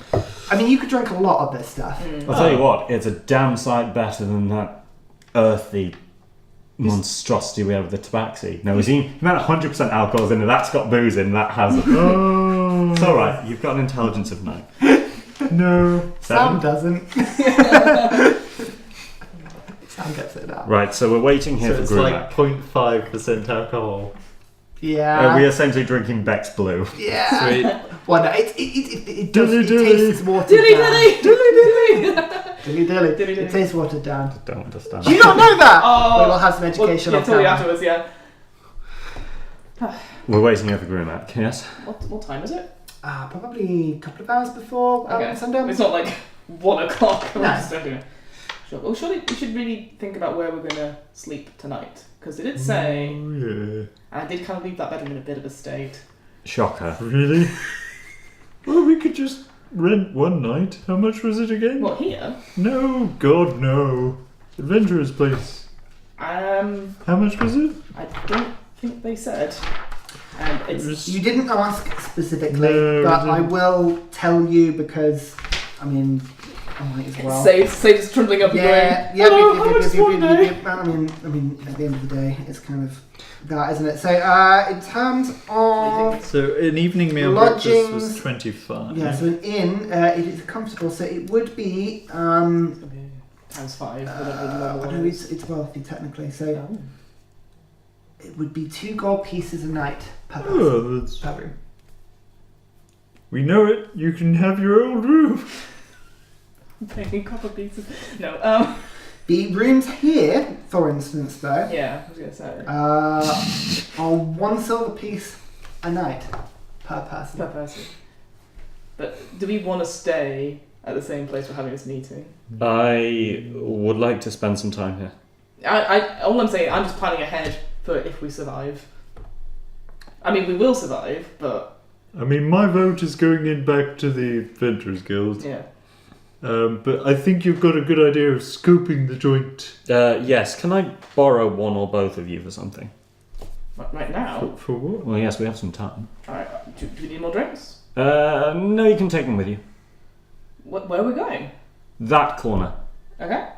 Just Okay. get up awkwardly. I'll go over to the corner Shuffle. that the innkeeper suggested, Yeah. and I want to look around for anything. Like Okay. any slight thing that might separate it from any other corner in any other tavern. And I say to these two, we're looking for anything out of the Are ordinary. we just stood behind him at this point, looking into this corner? Okay. Are you guys going to help? Or are you just chatting and drinking? I'm just going to be looking at the barman and hopefully he doesn't like throw that slutty rag at me. Okay. That's all I'm doing. Okay, I'll look. Fair enough. Right. So Thank you. between the 3 of you, can you make a few checks for me? Can you make a perception check? Can you make an insight check? And can you make an investigation check for me? So what, one each or Between you. So So- 3 checks need to be made. Who makes which check? Right, okay, Is that clear? that's what I thought. That's what you So- otherwise so- it's like 9 rolls. Perception, Investigation. Investigation. And insight. insight. Right, okay. Your perception's probably going to be better than mine. Aubrey, you can help if you want. I'm It bad at actually all probably of makes these. more sense if each of you take a check. That's what I assumed was happening. So Right. I'm okay taking insight. Okay, I will take investigation. I will do whichever seems Perception. least. Perception. He does really I know, it's 50. really live rolls, frustrating. isn't it? Yeah. 50. Nah. 15 on perception. Yeah. Ooh, investigation, 23. 23. Insight. Oh. It's an 8. Aw. Oh, wait, use luck. Oh, wait. Fuck off. 8 on insight. Passionate eye. He's 18 and he's got a crush. I love Leave him it. be. It's great. Okay. I just want my next card to say that. Valentine's Then you card. know it's love. Ah! Okay. So, over the next couple of hours, you wait in the tavern. It's weird. There's nothing particularly special about this place. There's nothing in the booth or that you can see from around, but it has a very good view of most of the tavern from here. The way that it's in the corner, it's not quite a rectangular building. The way the angles are is this booth has a good view of a lot of the bar, including the front door and also the back door. You can see where the kitchen, the stairs that go up to the first floor. There's a good viewpoint for most of the comings and goings of the night of the tavern. Over the next couple of hours, the tavern begins to heave. 5, 6 o'clock. Quickly, the tables fill up. People start walking, standing around the tables. The noise in here gets very loud. People singing and drinking. And very quickly, there begins to become a sort of 2-3 person wait to get to the bar. It's incredibly busy. You notice actually that the clientele in here are very rough, poor, ordinary looking people who clearly don't have much money. This appears to be a very, very popular drinking joint if you want to get pissed and you don't want to spend much money doing it. It's effectively the D&D Weatherspoons, but That's probably what I had in mind. Oh, that's a bit more like- speakeasy than that. You don't notice anything particularly in terms of like, there's nothing, no like code signs, nobody coming in that sort of like winks at you or anything. But certainly, this is a very good place to sit and watch, people watching area. You get the impression that if you were searching or looking for something, this would be a good place to wait. There are a couple of individuals that come in and out of the bar that seem quieter, sort of shiftier, and sort of will maybe sort of stand around. But every time sort of one gets your fascination or interest, somebody else will come in and there you are, and then they'll go and talk, and it won't. There's nothing that really catches your attention, unfortunately. After a couple of hours, coming in is Grumak. Hey. You see dressed in his armour. Sorry, yeah? Do I get my spell slot back? You may have a short rest. Yeah. So this will count as a short rest if you haven't already taken one. Yes. Do that quickly. Yes, I'm sorry. Oh, do you get Song of Wrist? Yes, you can roll an additional 1d6. I'll take that, yeah. Though I am not singing. No, you're quiet. I'll just say something. Yeah, that's Song of Quiet. Yeah. Plus Constitution.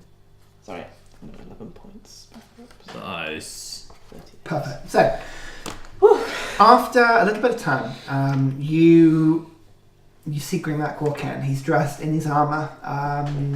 He's smartened up. He's clean. You can see he's had a haircut. His beard has been trimmed. You can still see sort of the hint of fangs, sort of tusks coming out of his mouth, but he looks much better groomed than he does. He prominently has his pistol on his side, the sword on the other. He looks resplendent. You can also see the figure of Bram next to him, sort of side by side with him. As they walk in, they sort of catch your eye and walk over. More drinks are brought. Yeah. Considering are you still drinking? Are you sitting on your Yeah, I'll drinks? pay or- for them, it's fine. Yeah. Theren would be mostly abstaining. Okay, fair enough. Well, I'm not drinking at my normal rate. Put it that okay, way. that's fine. Well, because of that, mark off another 12 copper pieces, and then another. So make it 20 because we'll pay for Grumak and yeah, Bram of to have a course, drink of if they course. come and sit down next to you. Oh, thank you all for coming. I'm relieved to see you all here. Tell me, how was Yibrit? Is it what you expected? It's very large. There's a lot of people. Well, large is not what I'd say. It's In terms of mass. yes, rather. there's a lot of people, but it's very small. I always find it, if anything, the Athena is less claustrophobic than Yibrit, I find at times, but perhaps it's just being at sea that I prefer. So is anything, no trouble you've reported? Nothing's happened? No. Nothing particularly. Fine so far. Stormbreaker over here has done very well in the ring. Stormbreaker? What's this? Oh, I thought I'd have a go at fighting, and I've done alright. Oh, at the cathedral? Yeah. Ah, well, I can't say I've ever tried it myself, but Bram here, and sort of elbows him, and he just again just sort of goes, Did you go for it? I tried once. I had my arse royally handed to me. By who? Which one? I get out a notebook. I'm afraid I didn't take his name, just some local ruffian, unfortunately. What a shame. Yeah, being honest, I think I was a bit hungover. And Grumak's like, it was the night we'd come in. I don't think you were hungover. It's, oh, well, I don't know about that. Yeah. I'm sure you were great, Bram. Grumak, anyway, Seriously. all I know is that we stay here for a little while. People know that I am the contact. I'm fairly identifiable. 6'3", half orc. People normally can spot me. We wait here. The contact will pick us up, and we get taken to the rendezvous point. He sort of like opens up his big leather coat, and you can see lined on the inside are the scroll cases. You can see all 9 of them have been sort of lined in. Okay. Sort of hides them and goes, yes, my apprehension, and I know very little about the implications or uses of Arcanite, but certainly I'm a little trepidatious, I'll put it that way, but hopefully we can be rid of it and be done. I'm still not sure how this this transaction will go. As I say, the cargo was paid for in advance. 10 scroll cases of this. We'll deliver what we have. My commission, I was set to walk away with 10,000 gold. It was a fantastic deal. It was well enough to equip and refit the Athena, which was in dire need of repairs, and even more so now. It's as I say, it's being dragged up to the dry docks. It's being fixed at the moment, and well, the bill looks staggering. I'll put it that way. It's How much? we think 2,000 gold if we're lucky. Just for the. I look at Aubrey. But that's- I drink. That's for the fundamental repairs. If we were to get it refitted and remodeled to fix the fire damage and have everything put back up, it could be 4,000 or 5,000 gold. It took a lot of damage. But Might as well just get a new ship. Yeah. I kindly, the Athena means a lot to me. Sentimental. Yeah. And also, new ships are expensive. The Athena, I picked it up as a bargain, but it tens of thousands of gold to buy a ship. Well. We will do everything in our power to preserve your crew and your ship. That's very kind. That's what I almost worry about. I will have to hire a new crew, and crew are expensive, unfortunately. But I'm hoping. Well, my aim was to get enough money so that we wouldn't need to refit for a while, and that I could start to trade normally again. I've heard some rumours that some of the outlying in a Sanctum Islands are in desperate need of raw materials, and that Yibrit, well, food shipments to Yibrit are always welcome. Anyway, we wait. So what is the plan for you now? Assuming this meeting goes well, what of the crew? What of you? What are you doing right now? I am the captain of the Athena. My job is to keep the Athena afloat. She is a business. So there's no plan B for you? No, as in like... Sorry, I didn't mean to be so crass. I mean, it's more like you just wait and hope that your ship will be fixed, paid off with debts, or that's it? I managed to convince not to have to pay up front. I'm Okay. an established sailor, a captain of the area. I'm well known. Yeah.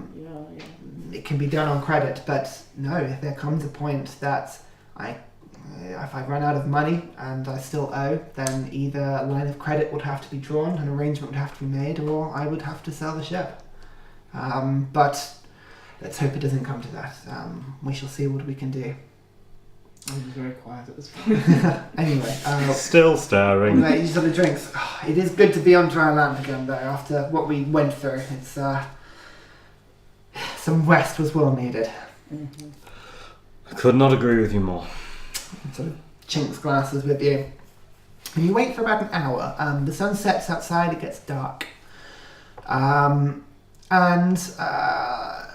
Eventually Grumak is the first to notice this with your passive perceptions. He sort of like elbows Aubrey, sort of next to him, just quietly. And goes, "Do you see by the bar?" Sort of stood back to the bar, and then he sort of points over subtly, and you see hooded man. You can see a man in black leather armor, but sort of just dressed as normally as you can. That's such a blue thing to do. Stab yourself on your own pencil.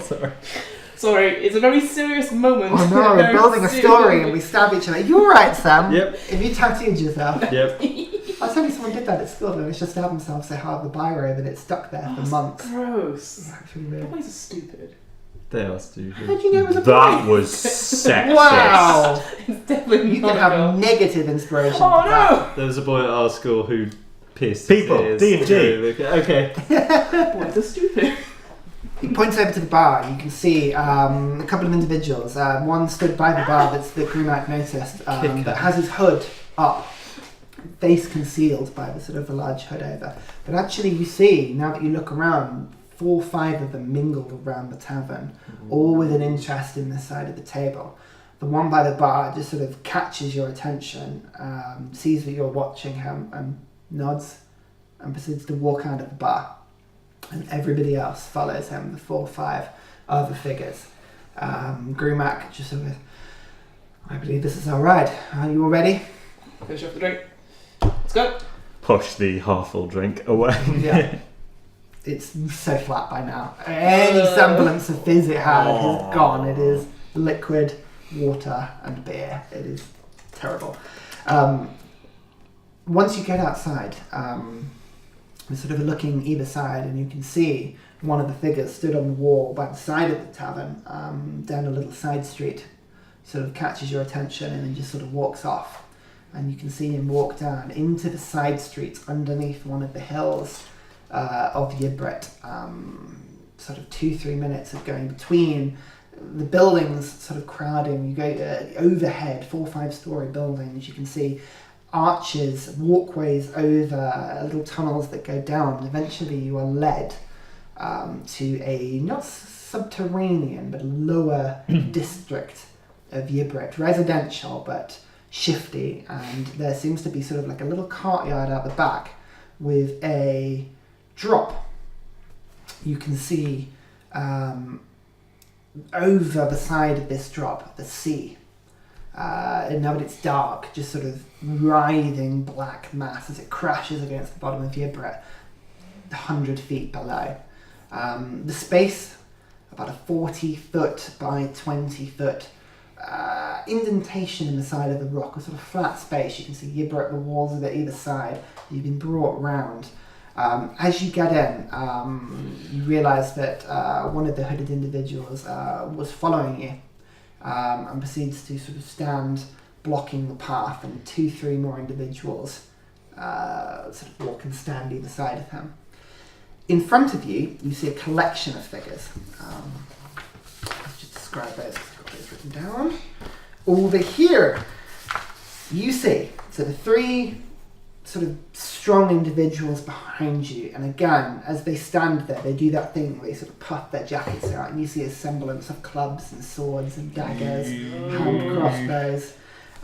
In front of you, you see another 2 stood on the back wall casually, with 3 individuals dressed in fine but dark robes, purples and blacks and greys, very finely dressed, with masks on their faces. You can see what appear to be not quite Venetian, more sort of Halloween style leather sort of burial masks, almost sort of expressionless Halloween style, just sort of faceless masks over the front leather things, over 3 of them. And in the darkness in one of the alcoves, with your passive perception you would see this, you see another individual sat on a chair, just right at the back, watching everything in darkness. Very thin figure. Again, big hoods, another sort of mask over the face, just sort of watching, not even, just sort of watching the wall in front, just listening, but not even watching. The 3 individuals sort of wait. Grumak sort of stands alongside. There's a moment where everybody stares at each other. And one of the individuals behind the mask, that sort of distorted way of talking, is the goods.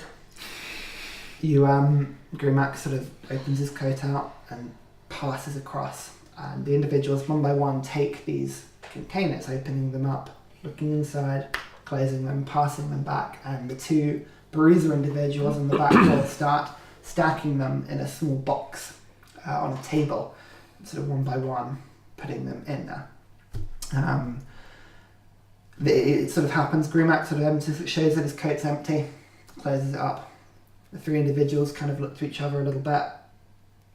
Bruiser sort of closes the box, puts some tarpaulin over it, and as he does, the cloth that's dragged over the box on the table sort of falls to the floor, and there's a shimmer as almost the entire table and box camouflages into the wall. Cool. And it can no longer be seen, almost sort of like a camouflage.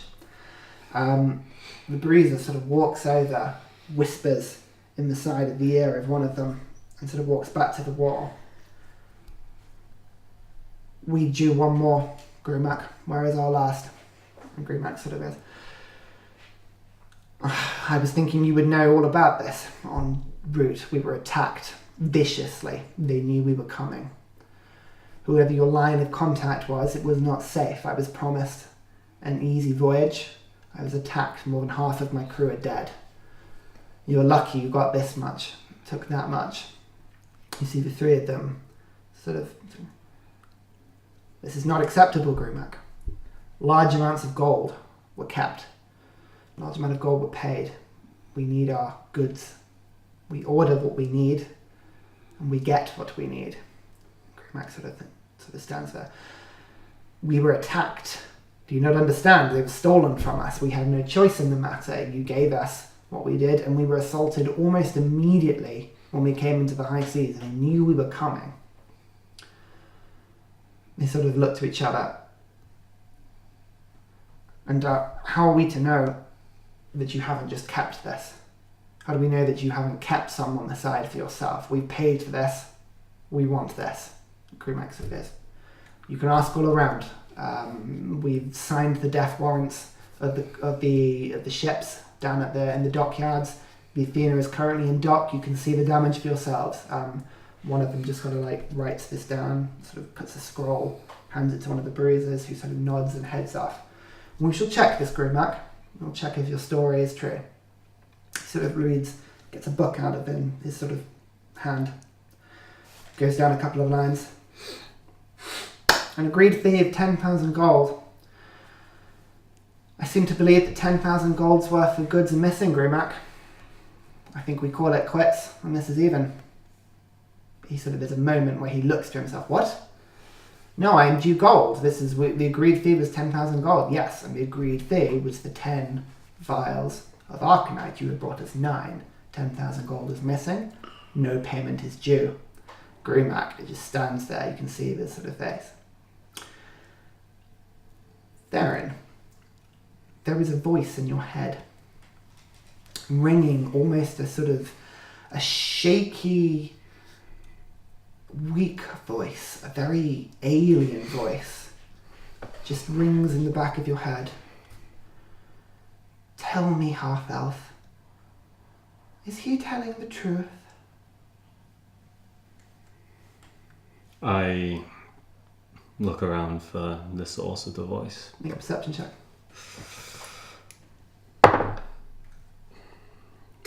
17. You look around, you cannot see anybody talking to you. And when you concentrate, it is almost like the voice is coming from inside your head. It's sourceless. Okay, then I think, who are you? It's nothing. If you want an answer, you will answer me. Who are you? Aubrey, in your head. Tell me, human. Is he telling the truth? What do you know? Again, this ringing in your mind.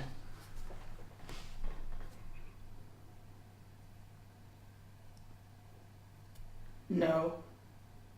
He's not. He's not telling the truth. He's protecting me.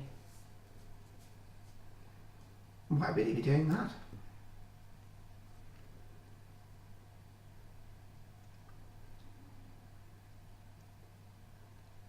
Because I used the Arcanite to come back to life. Give me a persuasion check. With disadvantage. He's done all of that. That you didn't ask me. With disadvantage. Persuasion. It's a 12. I don't believe this is supposed to be. 12 with disadvantage. Disadvantage. Harry? 12, yeah. I can do It's a plus 5 for my persuasion. Yeah. So there's just quiet. There's no response. Yeah. Blue, you're sort of you're watching this conversation. Grumak is just like incredulous. Like, you have to take pity on me. We've taken huge casualties to get this goods for you. This is incredible. We will go bankrupt. We've put ourselves in literal death's way for you. One of the hooded sort of puts his hand out with the mask. Grumak, tell us the truth. You are not telling us everything. I would suggest you tell us where the last Arcanite is now. In your own interests. And Grumak just sort of is puzzled. What do you mean? We were attacked and it was stolen. What? I don't understand what you mean. Again, the masked sort of man just sort of puts his face just a little bit to the side.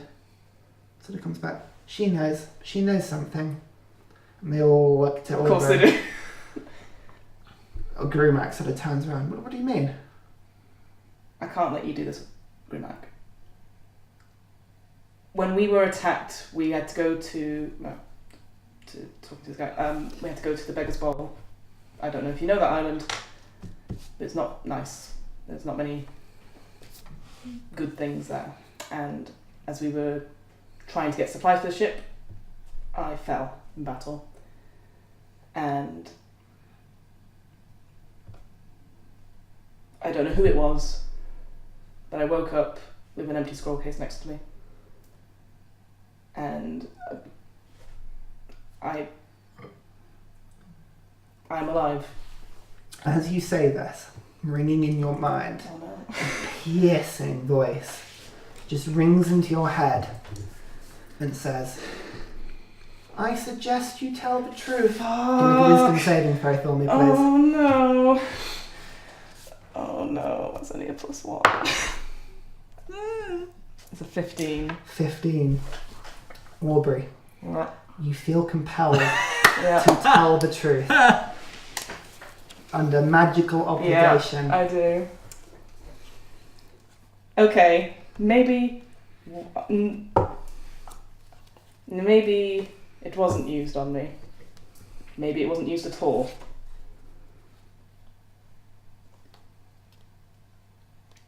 I have it. They sort of all look at you, and Grumak just sort of incredulous. What do you mean? You have it? Blue, come on. Okay. You two knew.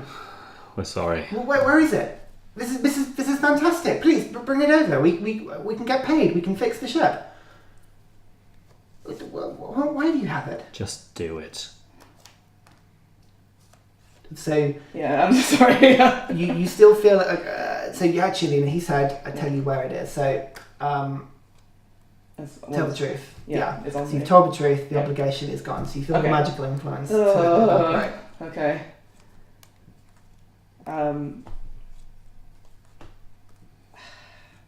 I took it because I had to know what was going on with the Amber Crowns. I'm sorry, Grumak.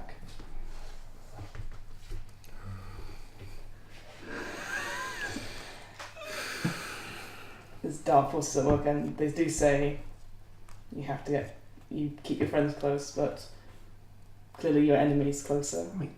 We can talk about this later. Please, do you have it on you? Yes. There, you can see there's a sort of movement as the 5 bruisers just sort of slowly start walking forward. I place my hand on Bear Claw Yeah. and shake my I go head. towards my great axe. Just in all of your minds at once. No. Let's not do anything we would regret. And I say this out loud, and kindly tell your men to back away. No one needs to die now. No response. As the men all continue advancing slowly. I'll pull it out. The scroll case. The scroll case, yeah. Okay. And I'll hold it aloft. Yeah. Like that. I'm not doing anything else. Yeah. Yeah. Holding it out. I suggest you bring it to me. Make a wisdom saving throw. Jesus Christ, why? I hate magic. It's a 15 again, so No, you feel compelled, and you weirdly, Yeah. you feel a compulsion not to pass it to the 3 people in front of you, but to the sat individual at the back. You just feel compelled to go and bring it to them. Okay. I walk very, very slowly past them. Yeah. With it in my hand. You can see. I just want to give a description perfectly. You can see the robed arm sort of comes out, and it is the strangest assortment. It is a muscly arm, but the thin, gloved fingers. You can see just the head is bowed, not even looking at you. It stretches out. I said bring it to him. Yeah. Does that mean I'm compelled to give it to him? In your mind, you hear. You hear. the suggestion. Come now. Into my hand, please. Before, like the fingers sort of grab it, but he doesn't go to pull it out of your hands. No. I have an understanding of what you're thinking. You're considering your options. That is a clever thing to do. I respect you for it. Don't act when you don't know what you're against. It may be the last thing that you do.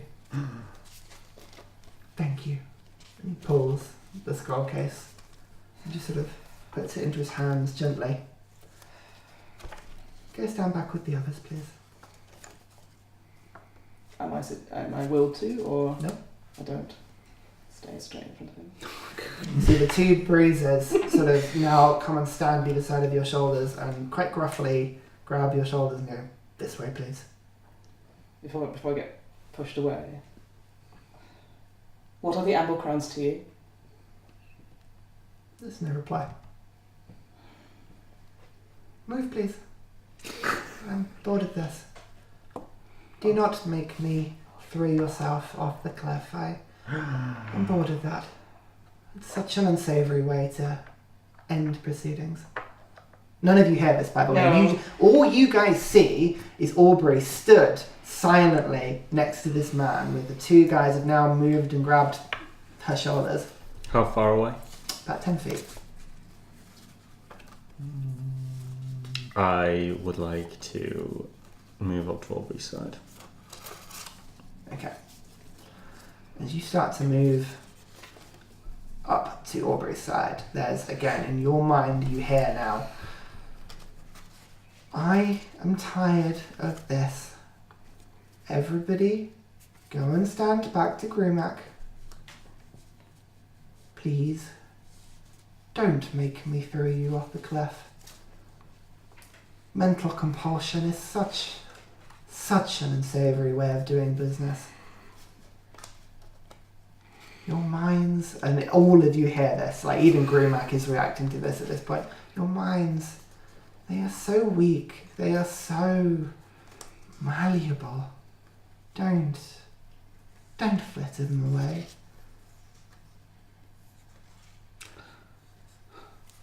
Come on.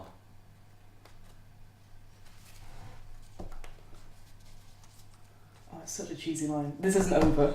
I love it. Line. I love it. This is not over. There will be a perfect I'll shake off the two bruisers Yeah. and go stand next to I Theren. guess that Yeah. Everybody sort of gets back into position. One of the hooded people is just writing into his book. You can see it just sort of claps it close. There's a sort of cock of the ear. Well, Grumak, we have what we asked for, eventually. Please do not toy with us again. We do not like complications in our business strategy. Clicks his finger, and one of the bruisers again pulls another part of the wall away, and again a cloth just appears at the second table next to the previous one that was hidden from view. And you see a chest. It's sort of brought over, the two bruisers sort of carry it and leave it at Grumak's feet. Kick it open, swings, and you see a hoard of gold coins. 10,000 gold, as requested. I would say it was a pleasure doing business, Grumak, but it was not. Who are you? You may all go now. The Who box is kicked closed. are you? They all just stand there, and you see the bruisers all just start to like crack their knuckles. I'm just glaring at this figure. Literally no idea what to do. I take my hand off back claw. Yeah. Come now. You're more honourable than that. We don't need to click our knuckles like we're children. I heard a voice in my head, a brilliant, intelligent voice. So I will ask again, out of politeness, who are you? In your mind, you hear, don't ask questions. that you do not want to know the answer to. I suggest that you leave. Make a wisdom saving throw. Damn it. Do I have advantage on it due to Fey ancestry? So this is technically a charm. So I So do. yes, you do. Come on. Yes, you Come do. on. Suggestion, I think, is a charmed effect, is it? No idea. Okay, so the first one is a 17. 17. Second one is 15. 17. There's a moment where you find yourself turning, you grit your eyes, you hold your ground, and you turn back. Okay, I sort of stare down for a second, tense a bit, and then just go, "You're going to have to try better than that."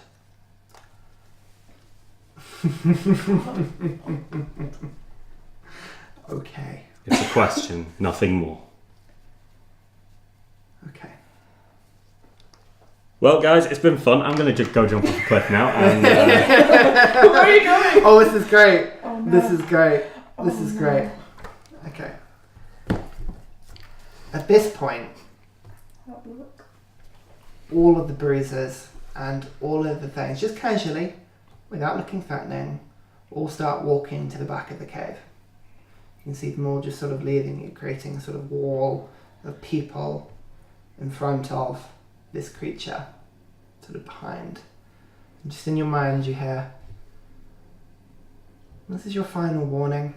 I do not want to see any of you again." And like that, a line in front of you, 40 feet from one side of the wall, bursts into the most intense wall of flames across the entirety of the cavern. A 5 foot thick, 40 feet, 15 feet tall, intense, burning wall of flames. Every single one of you is just forced back from the intense heat as everybody is obscured behind just roaring flames that spring up into existence. Grumak is like, "Go, we need to go now, this is not good." I and agree. sort of him and Bram are just start making the way. Guys, if you want, I would suggest you come. They said between them, like, I was start gonna picking your say the chest money. up and start moving out. I'll help with one. So Grumak, do you want me to carry the back so you've got in? Yeah, just come. And they sort of, you see the three of them walk away. You did the right thing. Let's go. I'm still staring. Can I see the figure at all in the? Make a perception check. It's a 15. 15. 15. You're squinting, and then the wall of flames disappears, and there's nothing there. Nobody else is in this cavern.